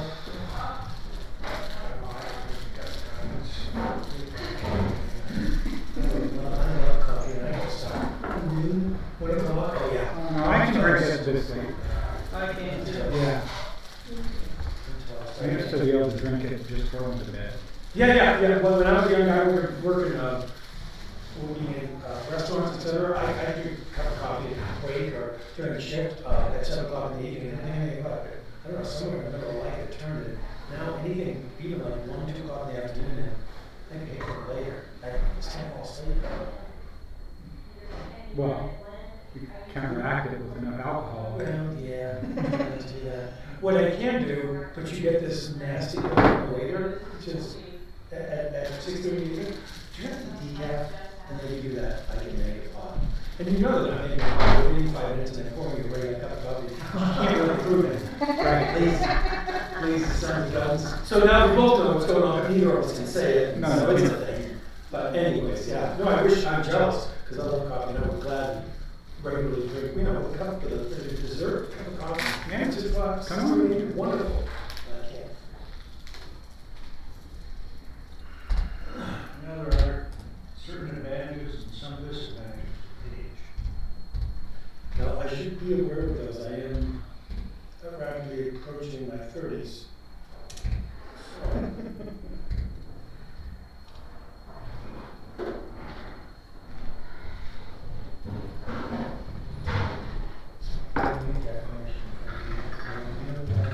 One of the 2 biggest fillers in the day are socks and that. That's it right there. That's it.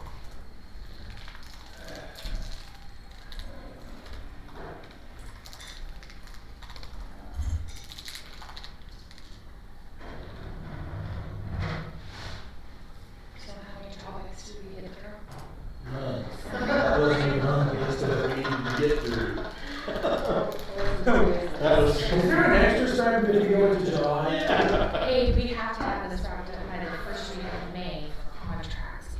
Did you say May? Hmm? First week of May. We always do the first week of May, we're good. State law said June 1st, is that true?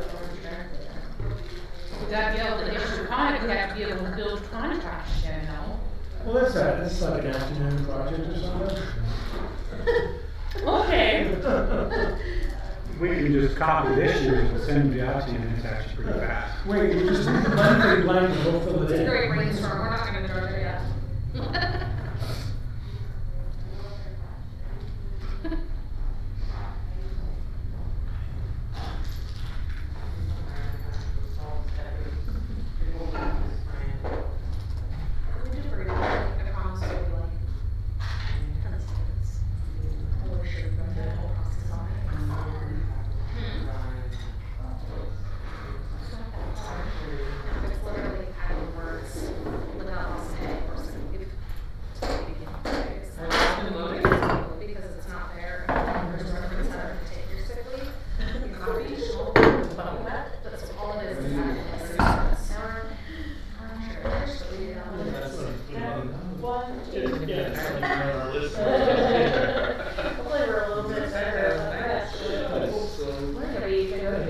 I would really like to do the bereavement leave next, I think it'll take us 30 seconds if we're okay of not fully going through the process. It's not really necessary. Yeah, So it's the just meal, me.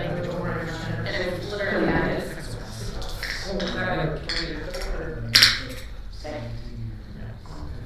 Then we can have a sense of accomplishment. yeah. We just accomplished that on a vehicle. We still haven't I mean, what's on the list is real exhaustion. Yeah, and you have to rhyme to get to that, it's actually less. Can I make a motion to skip the first one on the list and jump into We have to vote. Wait, Oh, we have to vote. we are waiting for Bob because I was respectful to Bob and waiting for him. That's a sales pitch, she's better than us. Alright, are we recording? Yeah. We never turned off the recording. So we took a few minute comfort break and we're back. So this is what we're voting on is all of this, whoever had that was good, Rebecca, pink. So we're voting on this blue part to put this in the negotiated agreement for next year. I already read it prior. Does anybody need any more explanation? So this will satisfy the problem that we've identified, or both problems that we've identified? Both, in my opinion, I think it'll, right now for next year, will satisfy both problems that we've identified. Lisa, would you be in concurrence with that? Yep. Jason, would you? Yes. Okay. All right, so if you want to put this into position for next year, thumbs up. If you'll go along with it, but you still have some reservations, straight out, thumb down, and you still need time to talk about it. Okay, so we've got all thumbs up and 2 thumbs sideways. So it passes, and we, again, will all be in support of it moving forward. Okay, next thing on the agenda, so those are our 2 discussion items we had. Now we're going to non-budgetary issues. Can we jump into bereavement leave, the second one? I think Absolutely. it'll take us like 2 minutes. Okay, so where do you want me to go? I'm just gonna pull up. Okay. I'm just jumping in. So the only issue here is that in bereavement leave, we talk about them being granted 5 days of bereavement leave per incident, and it says in addition to any bereavement sick leave approved below, all the others approved below are by the superintendent. It talks about utilizing your sick days for that bereavement if it was extended. People just get confused because it mentions sick leave in all of those, that they start thinking their initial 5 days of bereavement also comes out of their sick days. So the only thing that we wanted to just clarify, and in most other districts when I looked at the NA, says, shall be granted 5 days of bereavement leave per incident for death in the immediate family, comma, without loss of pay or sick leave. Which that is the current practice, that is the current understanding of it. We just want to make sure that it's there in that first paragraph, so they're not confusing that But they anything above or over 5 days. and then over, which is referenced in all of these, that if you do something that has to be approved, if there's additional days, if there's things, that's all in your sick leave, and that's identified in A through D. But it's just that those first initial days are without loss of pay or without. Okay, so I need to What's your take the suggestion, language. take out the parentheses? Nope, just after the word incident for death in the immediate family. I don't know who has the working copy, Oh. and it's on page 16. I can turn off my airplane now. I don't feel like this is something that we need to take through a full, like, put it up there process. Oh, she took it, okay. So, what page was that on? 16? Just try to quickly read, I'm just gonna do the old fashioned like scroll. Here. Okay, so 16. So right there, after family. No, leave those. Okay. But after the word family, put Okay. a comma and say without loss of pay or use of sick leave. And just a second, I will, Highlight it. without loss of pay. Or use of sick leave. Because bereavement days are, that's correct. They're bereavement, They're yeah. bereavement, they're not your sick leave. And you're saying that's already current practice, Yeah, we're it just is. finishing the sentence? The- It's already, So that's how it's anything done. past the 5 days, so is sick leave, is sick leave. Which is why lined out and all the rest of it that, hey, if you get additional days for travel, it has to be approved by the superintendent and you use your sick leave. So it keeps on saying, here's where you use your sick leave. And people just get confused. They're like, wait, so can I take bereavement? Can I not? I'm confused. They get lost. So it's just clarifying. That's the only thing that People won't be confused by thinking you can't use sick leave for the additional time. It's lined out in all the others how you use your sick leave for it. They were thinking they had to use their sick leave for their first 5 days too. Yeah. But the others are all really clear. It was just because it wasn't, like you said, finish the sentence. People got a little. What's already practice? Okay. Questions or concerns on it? We'll give you that one. Huh? We'll give you that You might get a thumbs up from Bob. You want to vote on it? Anybody? Or would you like to put the interests on the board? Recruitment, is that on the board? Yeah, okay, so I'm not in the camera, all this. Okay, so, just a second. Should we vote on it? Just to... Okay, so this is the, piece. It's just adding that yellow.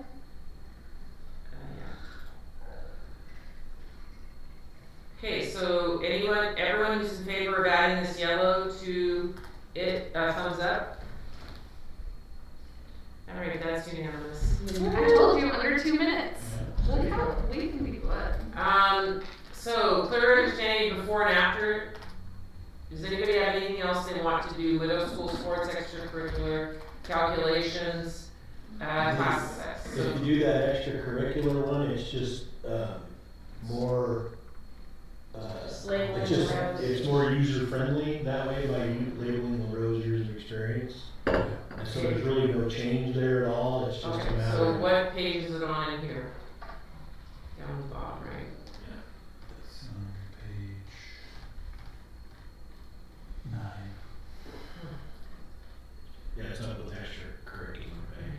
I don't have this memorized, obviously. 9. Where is it on here?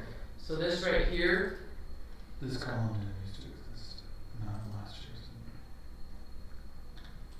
so this gets changed, this whole piece gets changed to this whole piece gets changed to this. Yes. So the only thing that changed was the header on top of the years of experience, right? Well, he put 11, 15, 16, and 20, and 20 plus instead of that. Okay, so it's the same amount, it's just looks like this. Yeah, budgetary, there's no budget. Okay, so all those in favor of this for the negotiated? Why did it change? Just to be user friendly so people know, before they didn't know what those numbers were on the left, we've had a few people asking. It didn't say years of experience right here? Yeah. And then also this says 11 to 15, 20 to, Well, 16 and 20. in the current NA, it doesn't even have the 1, 2, 3. It literally just has the numbers. oh, no, that's this one. That's what's in there. Yeah. Like the one I pulled off the website that does not. Yeah, the one on Well, the this- website doesn't have it on. I don't know I why. think it just, no, I think Yeah, it just lists the numbers. Yeah, it just lists the The one numbers. on the website just says the. Well, this was the one approved by Jason and Michelle last year, Yeah. so it should have had this. The one on the website should have this. Yeah, but not that that's, I mean, Yeah.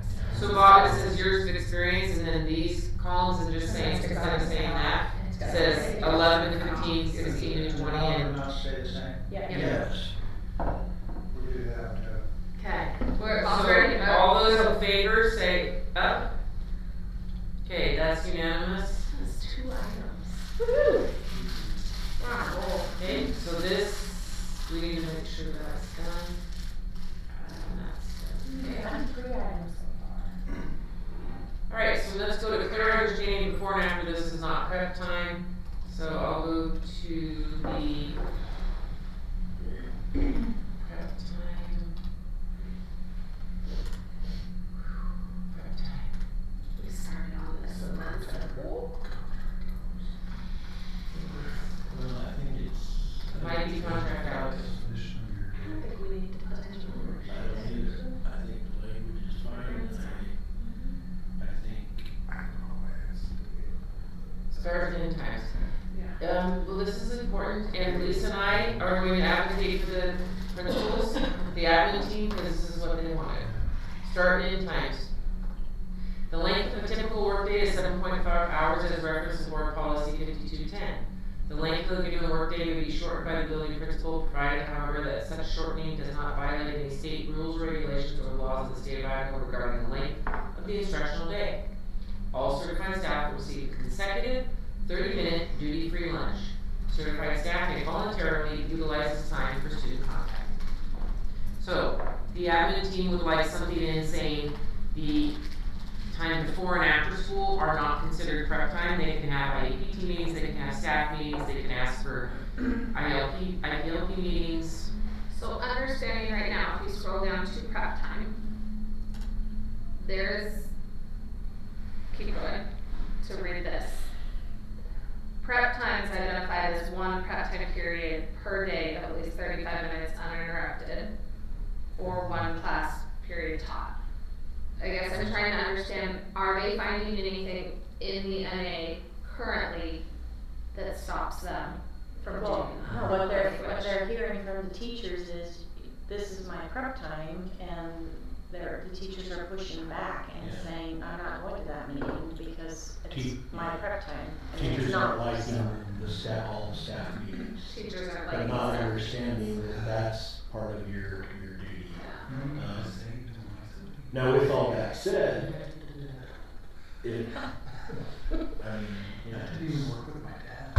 So the brainstorm right now is to put language in, or their brainstorm would say language in there that says before and after school times may be utilized for meetings, IEPs, so like.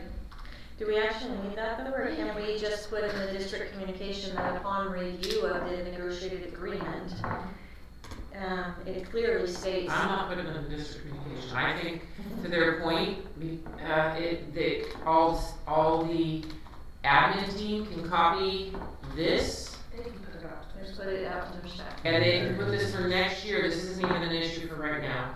Is they put this in their staff handbook, and in the beginning of the year when they go through everything, they just remind starting the win times and the prep time, and the before and after school are not prep time, and they can just remind their staff in August when they have their. Time for them to participate in a It's professional learning community. It's not designated prep time. It's not that you couldn't use prep time, but Exactly. but the boss calls a meeting of this IEP. Right. You're on contract this time. Okay, Prep, so- go. Right.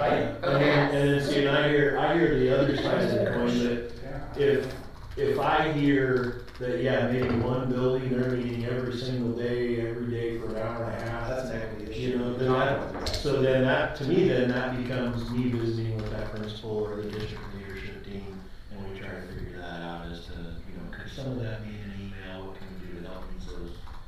But that becomes a discussion that we have. Exactly, and so I'm totally fine with. But if the time is needed because the building is needing to work on something, Right. the staff needs to That's what I participate. said, it's gotta be, it's gotta be communicated. And if an admin comes to you and says, my building rep is telling us that we're meeting too much and that's our prep time, I would then please encourage them to talk to the association leadership, because that is not the message that I've heard the association leadership say, and it's not what the agreement says. I know, because I had a question about it this year, I think I shared, somebody emailed and said, and it was a weird, it was weather, it was a weird thing, but they were like, well, they can't let the kids in my room early. Yes, they can, there's nothing in the agreement. I don't know if I saw that right, but. So I think we're all saying the same message as district leadership. I would hate to put something in place that I honestly think just puts a barrier between people. I don't think it's needed. There's nothing in there already. Okay, so I just sent it to Dr. Key, and she'll put it on their agenda for Wednesday, and we're having them open their staff agendas for August already anyway with some things, so we'll have them put this on there for their August agendas and put it in their staff handbooks. Okay, another one down. Bam! I'm trying to imagine what it would be like to say something like that I don't have to go to a meeting to George Amber.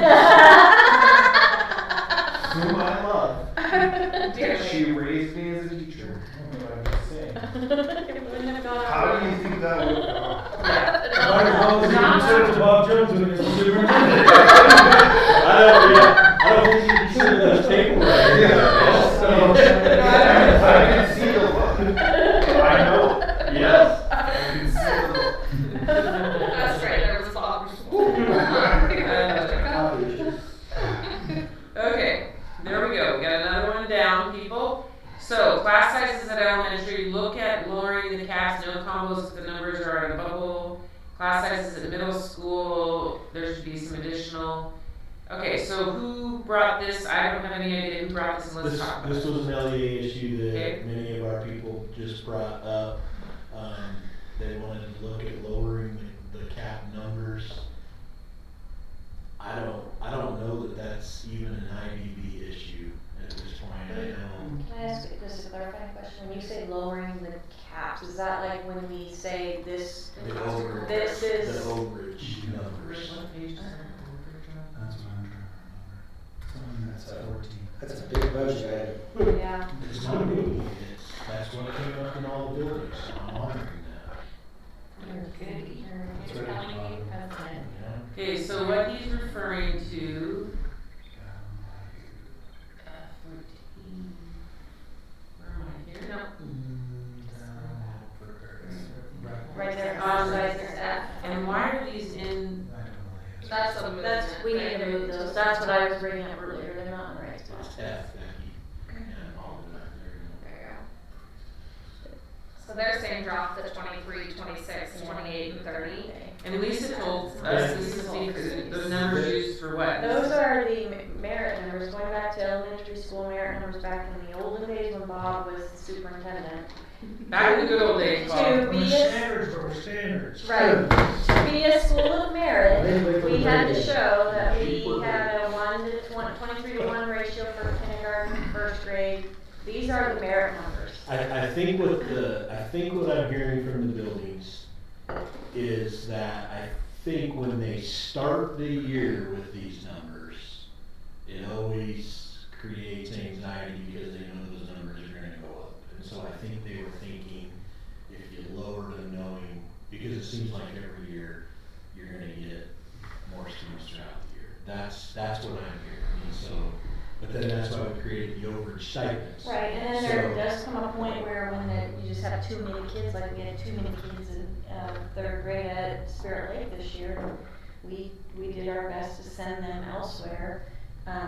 So that was why I was asking the question, because we had that cap too, where we kind of. And we had like at one of the other elementary schools, I won't mention any names, but we started with low, like 18, because having them too many would have been too big. So we did one school at almost every single elementary school, K through 5, had one grade level that was lower in case we had overages, we would send them to them first.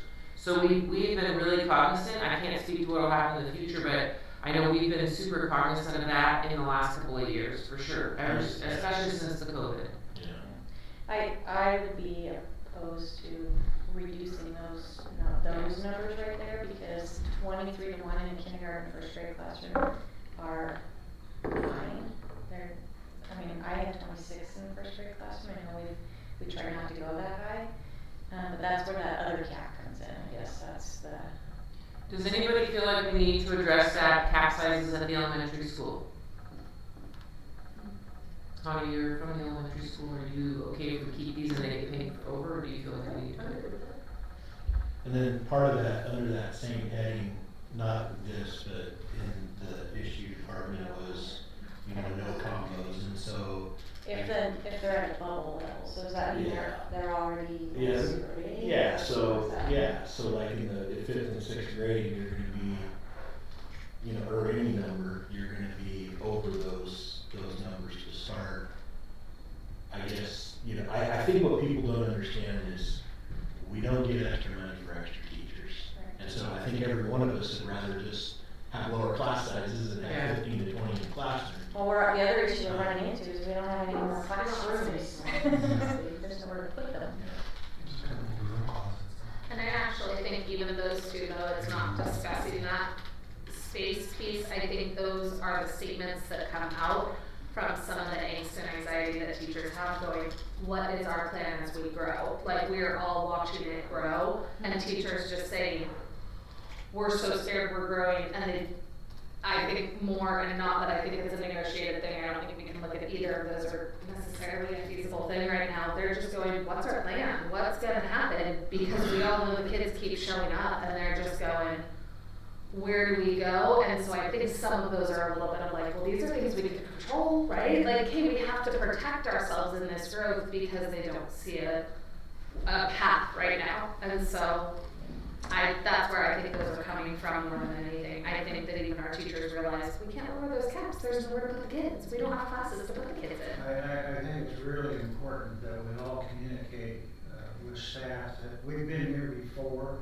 Yeah. This district growing is not a new phenomenon, and we've always dealt with it in the past. Sometimes maybe not as quickly as some folks would like, but it does get dealt with. Yeah.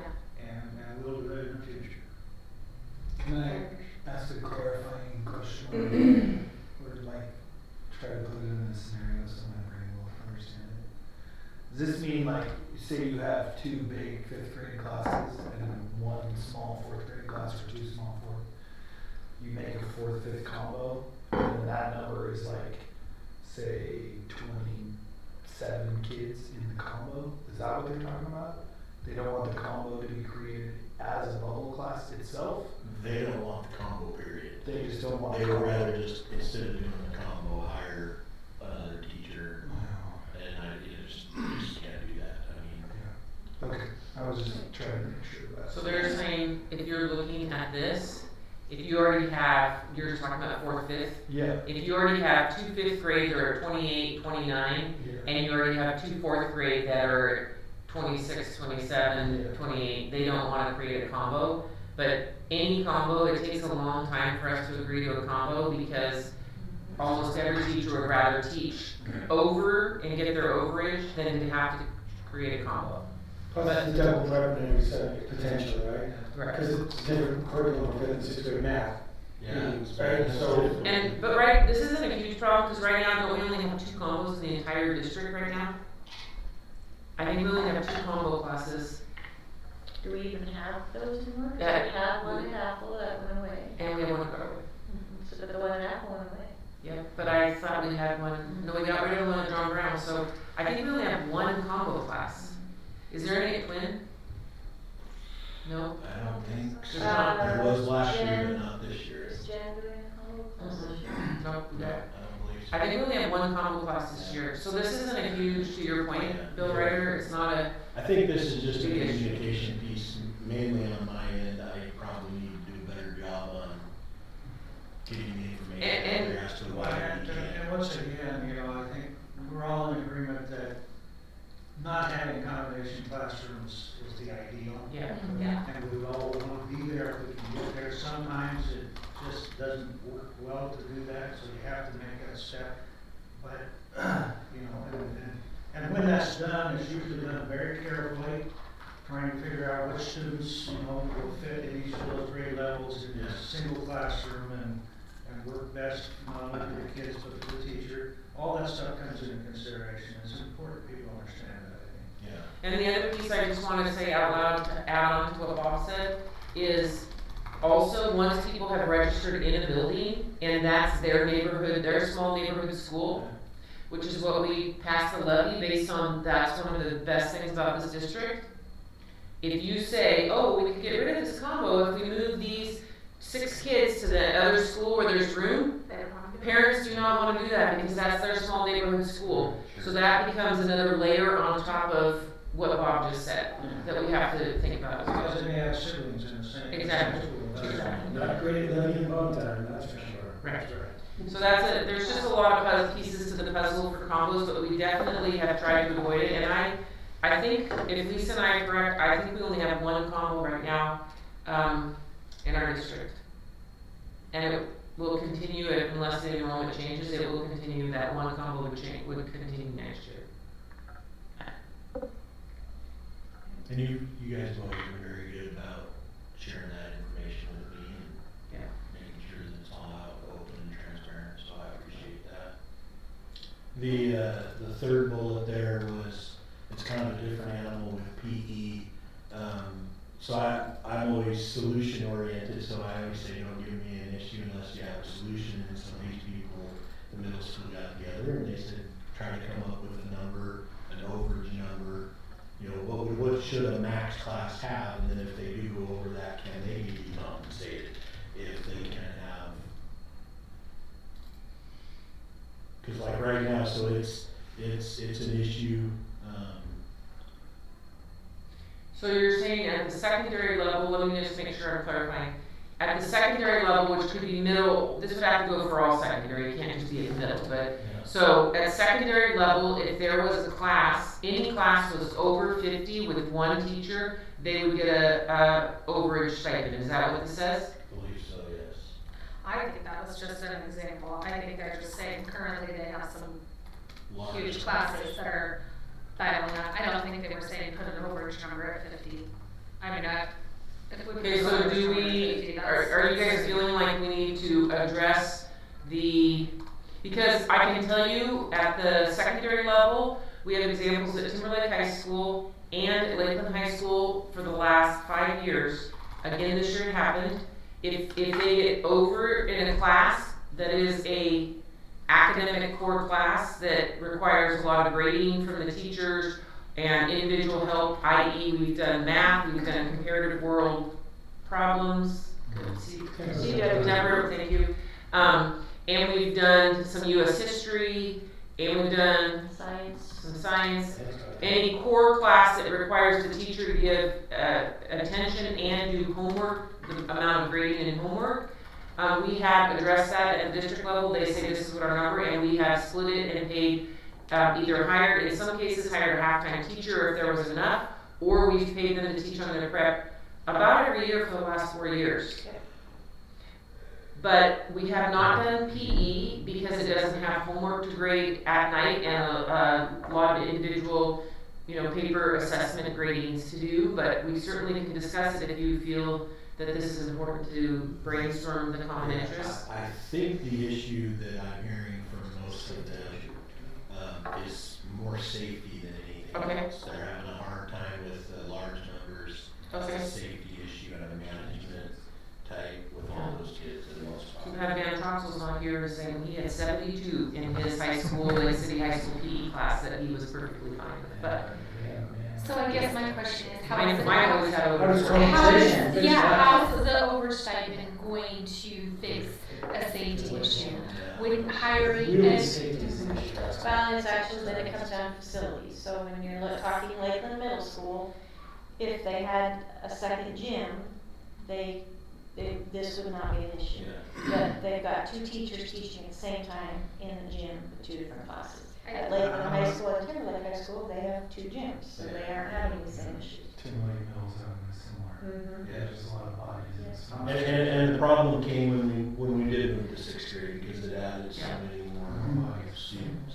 Now I believe that Lakeland Middle School has a master schedule that's going to address this by adding another elective next year. That's what I was just going to ask you, how much of that is scheduled? Yes, I believe Lakeland Middle School is already taking care of this issue, and I do believe Timberlake High School could as well because of adding that elective. Yes. So they have time, they have activities, but they have times that current gym teachers are on prep and the kids have team? No. Okay, so the gym is full all the time? Yes. No problem. So,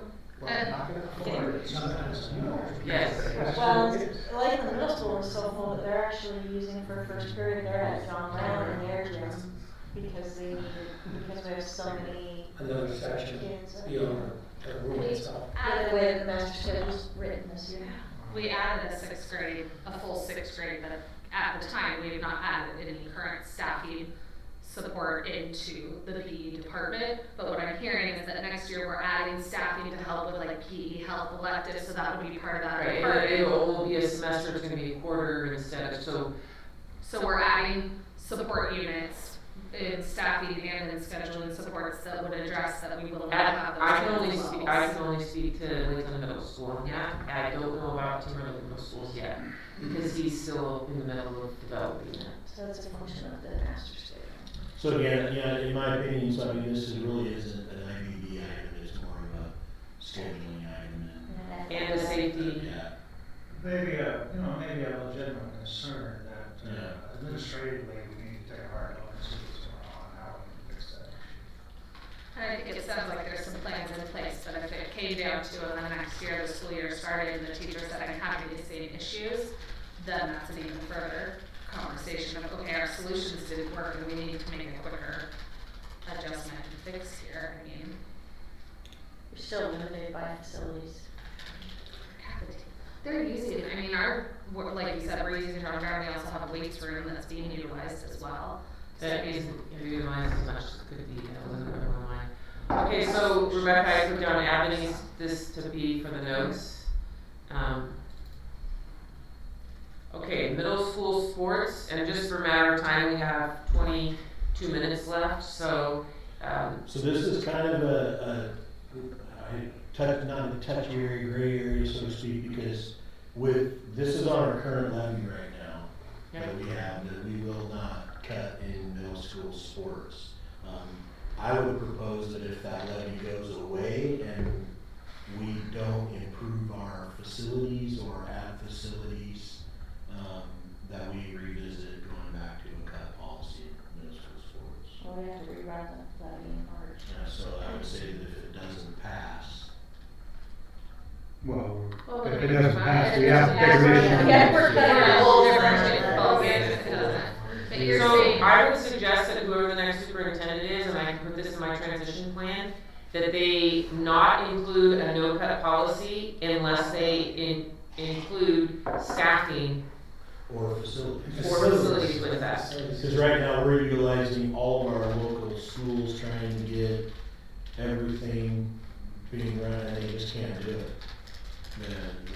The cheer programs they had, Lakeland Middle had over 80-some kids. Timberlake had That's the notes. Timberlake Middle had over 60 kids with one coach. And it's just, and so you have that trying to get through all this, they just can't figure it out.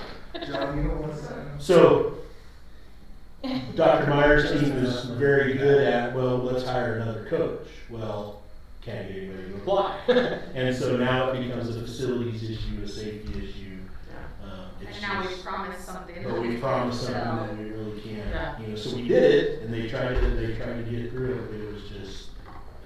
So both athletic directors of both middle schools have talked to me, and they just strongly recommend that they be given the option to go back to a cut policy. So that being said, for the rest of this year, we'll continue with what we have. We're in spring sports already, but then when it gets preparing, ready for running, I would put that in my notes for the next superintendent to revisit that as they advertise for prepping for the next instructional supplemental levy to go through. And I do want to go on record that it is very important, I think, for student self-efficacy, which is part of our why for our district, and that part of the middle over there is that students, especially at the middle level, are exploring options and for their self-efficacy to be trying it and not get cut. I think is very helpful for the future of our district and students' confidence in trying new things. So I'll back that up too. Both ADs said the exact same thing. They would love to have those kids if there was space to put them and coaches to coach them. And I think to Bob's point earlier, we've been in this spot before, we'll be in it again. We're in a part where it is tight. We do need to make sure that our community is also aware. We are struggling to fulfill the needs of our students and what we want to provide to our students because of the facilities. Those are things that we have to have them aware of as well during these transition times. We're in a transition time to make sure the awareness of, we'd love to lower some class sizes and have the opportunity. There's not a class to put them in. We'd love to have a no-cut sports policy. You can't practice volleyball on the John Brown playground. Like, it's odd. So it's a lot of straight knees. Lots of straight knees. Or you have to go through a lot of knee pads. One factor, I think, is safety. Completely. It's very, very important you maintain safety. And, if you get too many kids with one person, then you're launching out beyond that. And is there a partial solution thing there that I don't know if the numbers would justify that you would get enough bounce out of this, but you could start to creep backwards and say at the middle school level, and this would have to be in a levy to make sure it's clear, but you wouldn't cut it 6th or 7th grade, but maybe use a transition. In the 8th grade, you would start to start those, and it may give you some reduced notice in some places. It gives you a little more breathing room for, I don't know, another year. I don't know. But maybe maybe you do a piece that gives all of the community a feeling like they're trying, and so it's not just an all or nothing, but facilities, we balance this and we try something that a little bit of everything.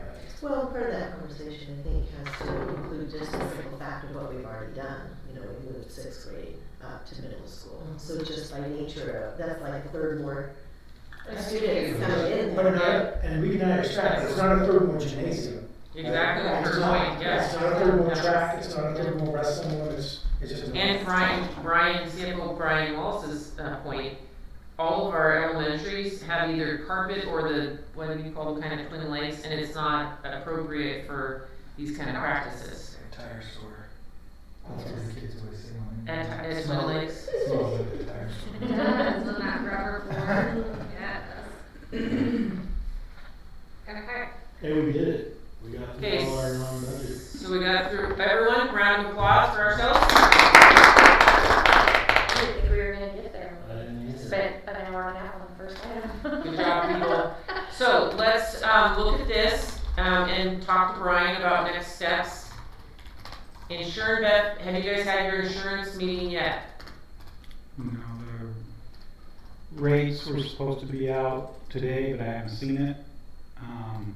So the school benefit council hasn't even issued the rate increase yet. Okay, so maybe by next Monday. Yeah, we'll see. Okay.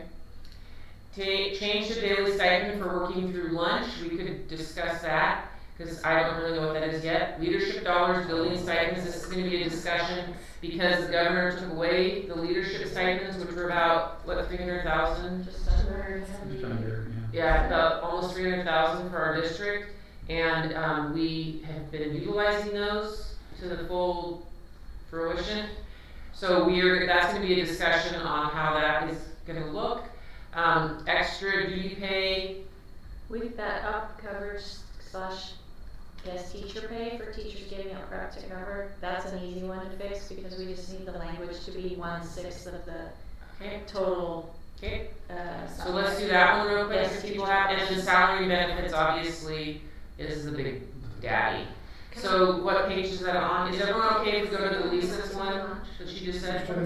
The updating the language for when you use your prep to cover a class for minutes. Because we put in the NA $16, but the intent behind that was it was 1/6 of whatever the So 20 guest and that's what you're teacher. paying now is 20. Right, but we're paying 20 when the NA says 16, so we just need to change the language. We need to request that. Yeah. Is it under prep time, you guys? Yes. One would think, but we learned lessons about that. I know, so we can do that. I believe that it is right under the next bullet. I think it's prep time coverage or something. Teacher work days. I think it's up under extracurricular. What the heck, Yeah. people? It's under The 3. lesson being learned all over again. It's E. The good thing is they're bookmarked. It's on page. Yeah, look at bookmarks. Why is that not in the right spot either? Yeah. Okay, that is part of Board Chair Thompson asked Jason and I to go through the entire thing. I think somebody needs to clean up where stuff is. Who wants to be responsible? Brooke and I will Okay, volunteer for can you that. put that in the minutes, Brooke and Jason? I'll strongly highlight Sarah Brooke there and Okay, so they'll have it ready by next Monday, the reorganization. Just like let me speak between you guys, so she can't just swing. So you two need to meet before next Monday, Jason, so that then you guys can come up with a vote next time. Okay, So Lisa, you're here. I would suggest that we change the language to say any teacher who during their scheduled prep period covers another teacher's class to allow that teacher to leave for an activity before the school day ends will be paid 1/6 of the current pay for a guest teacher. Will be paid 1/6 1/6 of the current pay for a guest teacher. Run to the nearest dog. Because that's how we came up with the 16, was that was 1/6 of where it was at that time. is that a retired teacher, guest teacher, or is that a regular guest? It's a regular guest teacher. So we have your regulars. And Brian, how does that get processed? They do a time sheet. Turn in a report and then payroll. The teacher does a time sheet. Monthly? Mhm. That's not hard to do, is it? Go back to that. I'm telling you, all this stuff has been, yeah, it is what it is. Another one. Another thing, it's like a synchronous year schedule, right? We call it 120, So yes, this- for the 160. Onesies. Which is what Okay. Yeah. Okay, so this is discussion, and if people want to be interested in brainstorming because they don't like Lisa's idea, we can certainly do that. Otherwise, if it's kind of simple, we don't have to go through the whole process, but Bob, So that the, I have a question. going forward, if that language stays there, we change the rate of pay for substitutes periodically, it would go accordingly. Correct. Even if we have it 3 times a year. Correct. And I'm sort of joking, but does this help payroll, if it's rounded to the nearest dollar? Does that matter, or once the clerk is there typing it in, it doesn't matter if it ends in 46 cents or 00, it doesn't, it's not helpful or hurtful? Does that So matter? right now, it's right at $1. Right, So but in the future it $20. might not be, would that be helpful for payroll? Are equally divisible by 6. It turns out, then that's my point. But is that a helpful thing for payroll, that it would always end at 00 just for clerical, or? Sure, you no? could do that. Rounded to the nearest dollars, I was half joking before, but he could help. Round up to the nearest dollar. I didn't even say that. I said- Like round it to the nearest At 46 cents, I think you could have. Okay. I don't think it matters. I don't think it's. Okay, it's not a thing? It's a formula. I'm just gonna- Doesn't matter what the number is. Gotcha. I think, yeah, 50 grades would be fine with it. Is this a logistical problem, Brian, or are we okay to do this? Or do we need to brainstorm?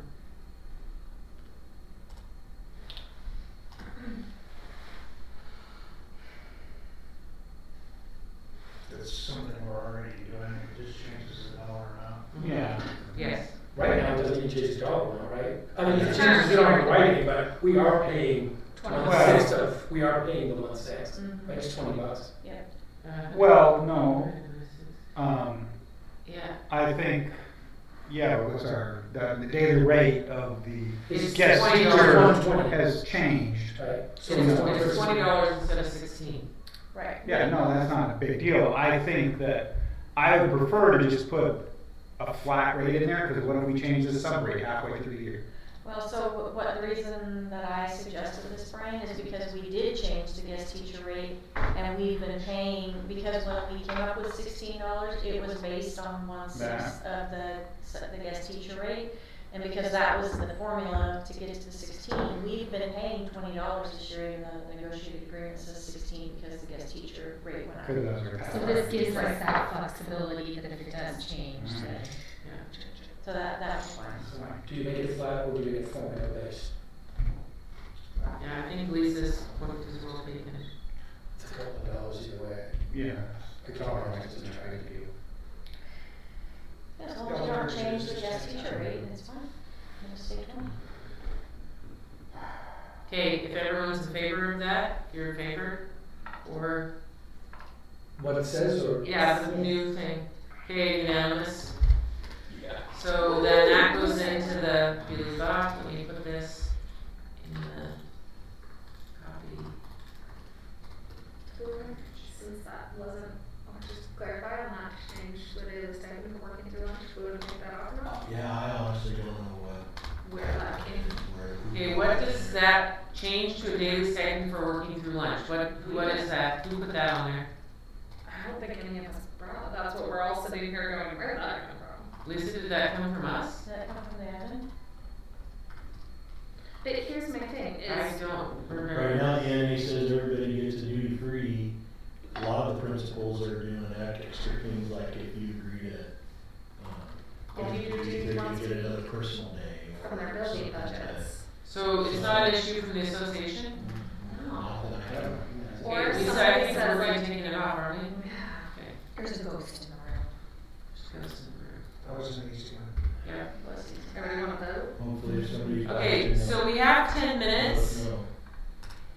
Can we look, this extra duty pay, well, what's all of this stuff? I don't know what Well, it is. we have some people, and again, that may just be another broken my job to Clean up. clean up, because we have some people that are receiving extra duty pays that are also getting experience steps where some other people aren't. Okay, let's talk about it, because I feel like I'm confused about this, and Bob's new, and I feel like, so if we look at the extra duty, So the stipends to where, have always been calculated, for steps of experience, for example, were like BPA, JSA, the, GATE, all of them since the beginning of time have received steps. And then all of a sudden, they were in an area where it says that, no years of experience will be given, that it's based off of the step one, which hasn't been prior precedent. So then we had people whose stipends were literally cut in half.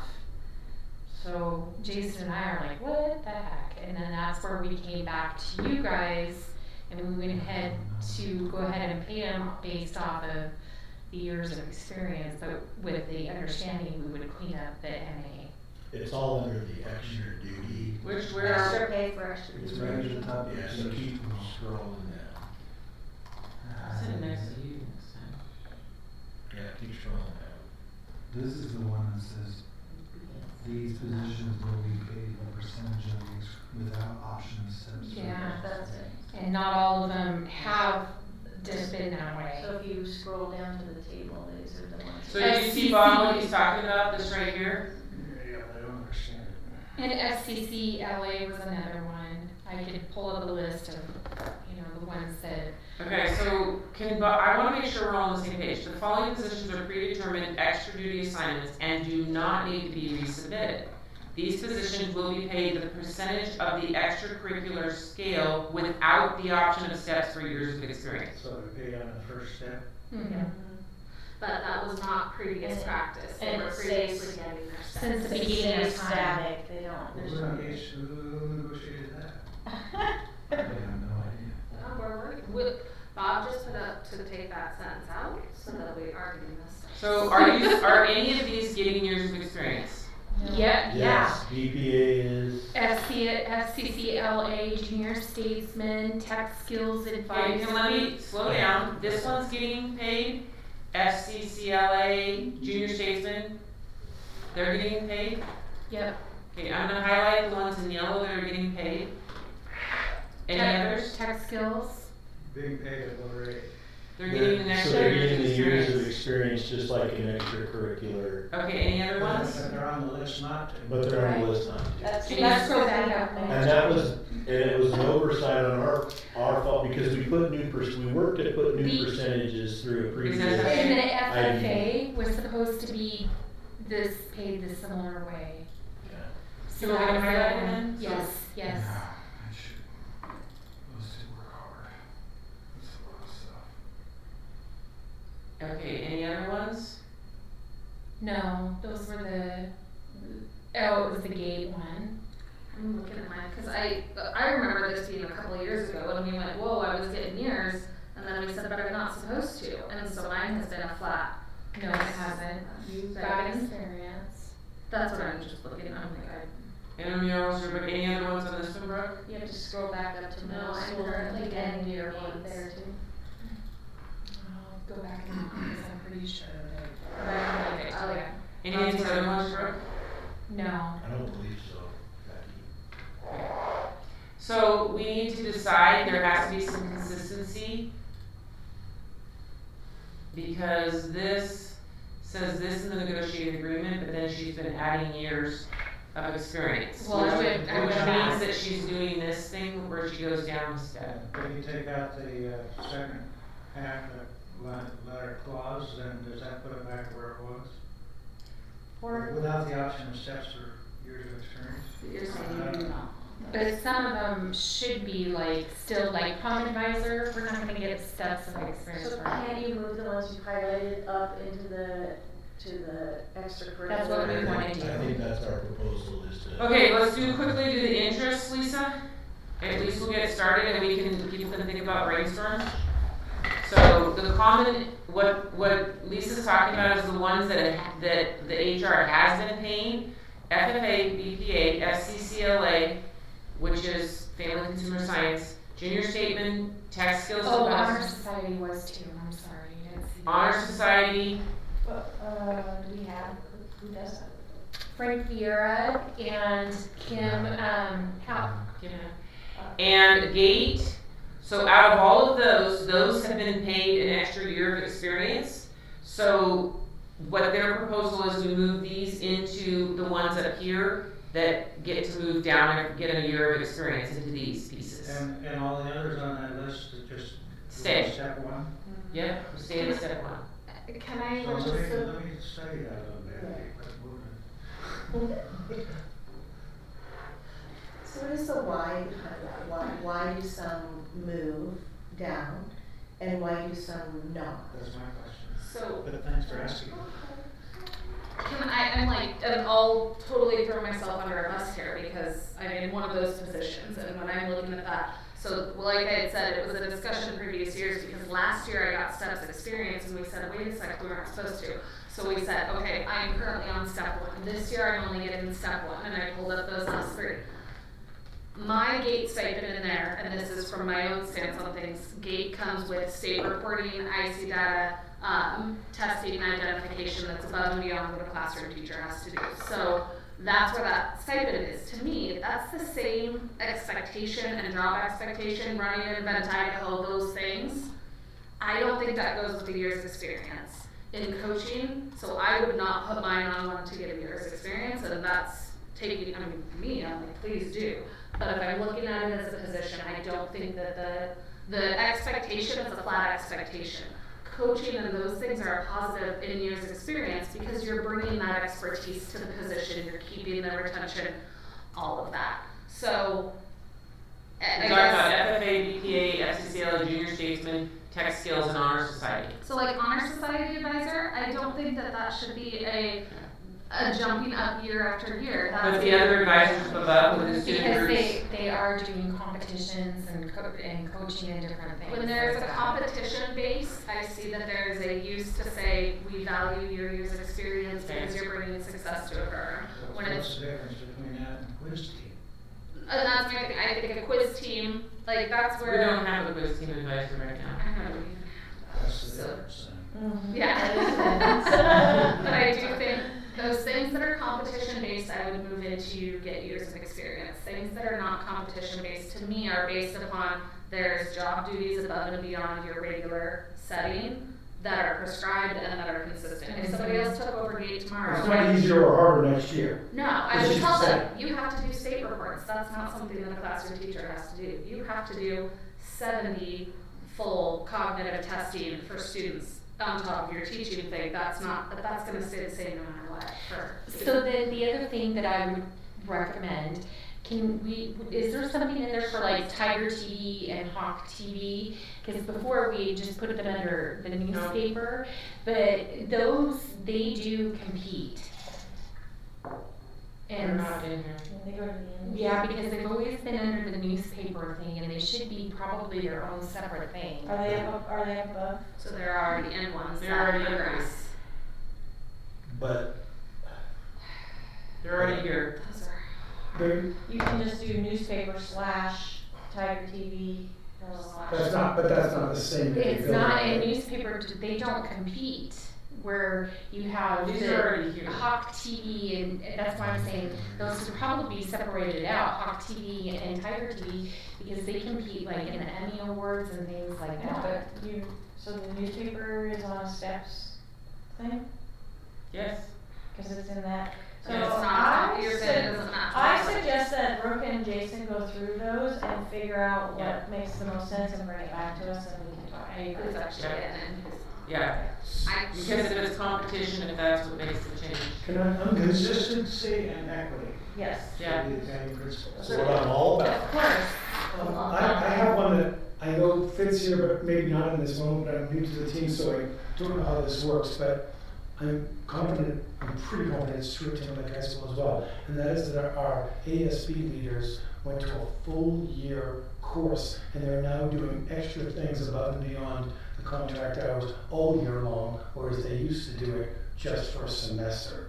And so, looking at that ASB Leadership Advisor, they've doubled the amount of time that, and I've had a list from ours of all the extra things she does now that she does leadership class all the way through the year, that's above and beyond in evenings and weekends and that sort of thing. And it was asked if that stipend, 6.2, could be looked at.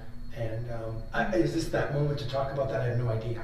I don't know how to add that in. What I hear you saying is this 6.2 is based on a semester's work. It is. And now it's a year's worth. And as I understand it, it's also gone to a year just this past year. So what my suggestion is, because we just kind of delegated Brooke and Jason to do this, that you tell Brooke and Jason that, and they put that on their proposal to bring back to us next Monday. Okay, I'll have that visit with because them. that's Thank new you. information. Yeah, exactly. Yeah. I just wasn't sure. Thank you.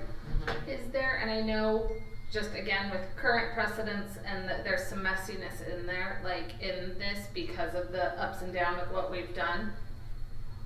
I would also, and I know like we may have to look at this in a fact of, okay, I mean, you hate to do like a grandfather thing where it's like, okay, we have to continue for the precedence of what we set people on, but then we need to clean up what we're doing in the future and intention of it, because we don't want to drop people, but it may have to be like, okay, these 4 people who were on years 4 experience, we're going to keep them on that level and they shouldn't have. Yeah, they're gonna go back to year 1. So we may grandfather some people in and say, yes. I mean, and I would hope most, like mine went down this year. I understood it because I sit on this team and get it. But that And may Brooke not and be the Jason case. may clean some of that up because they may move some of those things anyways, which will have those people not backpedaling financially, I mean. And try to provide us a cost estimate change. Okay, does anybody else want to volunteer to be part of their discussion on this piece before next Monday? So then I could probably help because I need to visit with them anyways, and Yes. so I could jump in and be part of the larger conversation. Brooke, would you mind scheduling and including John with you and Jason on that? Anybody else want to be part of that discussion? Okay, so in summary, we're going to come back next week and do that. Next week, hopefully we'll have insurance benefits from Brian, and we do need to talk about the philosophy of leadership dollars and how that's going to look, and then we have salary and benefits, and that's all we have left. Okay? Awesome. Finish next week. We could finish, quite conceivably finish next week. Can we maybe vote to stay stay till until we finish? If we feel like we're close? So okay, if we feel like we're close, would people have the ability to stay next week if we're close? And we will. If you promise to finish. I'm asking for 7 seconds to get my calendar up. Okay. So I don't miss. Can we do a 7 o'clock check-in at the meeting? Yeah. And say, Well, are you willing to finish? Only if you promise, Bob. Well, and if we decide, how about if we do this, if you guys, so we don't want to waste anybody's time. If we have the insurance money and Brian has we have a day on, or what's that thing tomorrow, the day on the hill. The legislative Stump speech. We're gonna have the some money pieces tomorrow. Hopefully Brian will have the insurance things, and then we can finish the extra duty pay you guys bring back, and the leadership dollars. If we think we can get it all in one night, we'll get dinner and power through it. Ask you if you'll power through it. If we feel like it has to be broke up into 2 smaller pieces, I'll just communicate that with the entire team.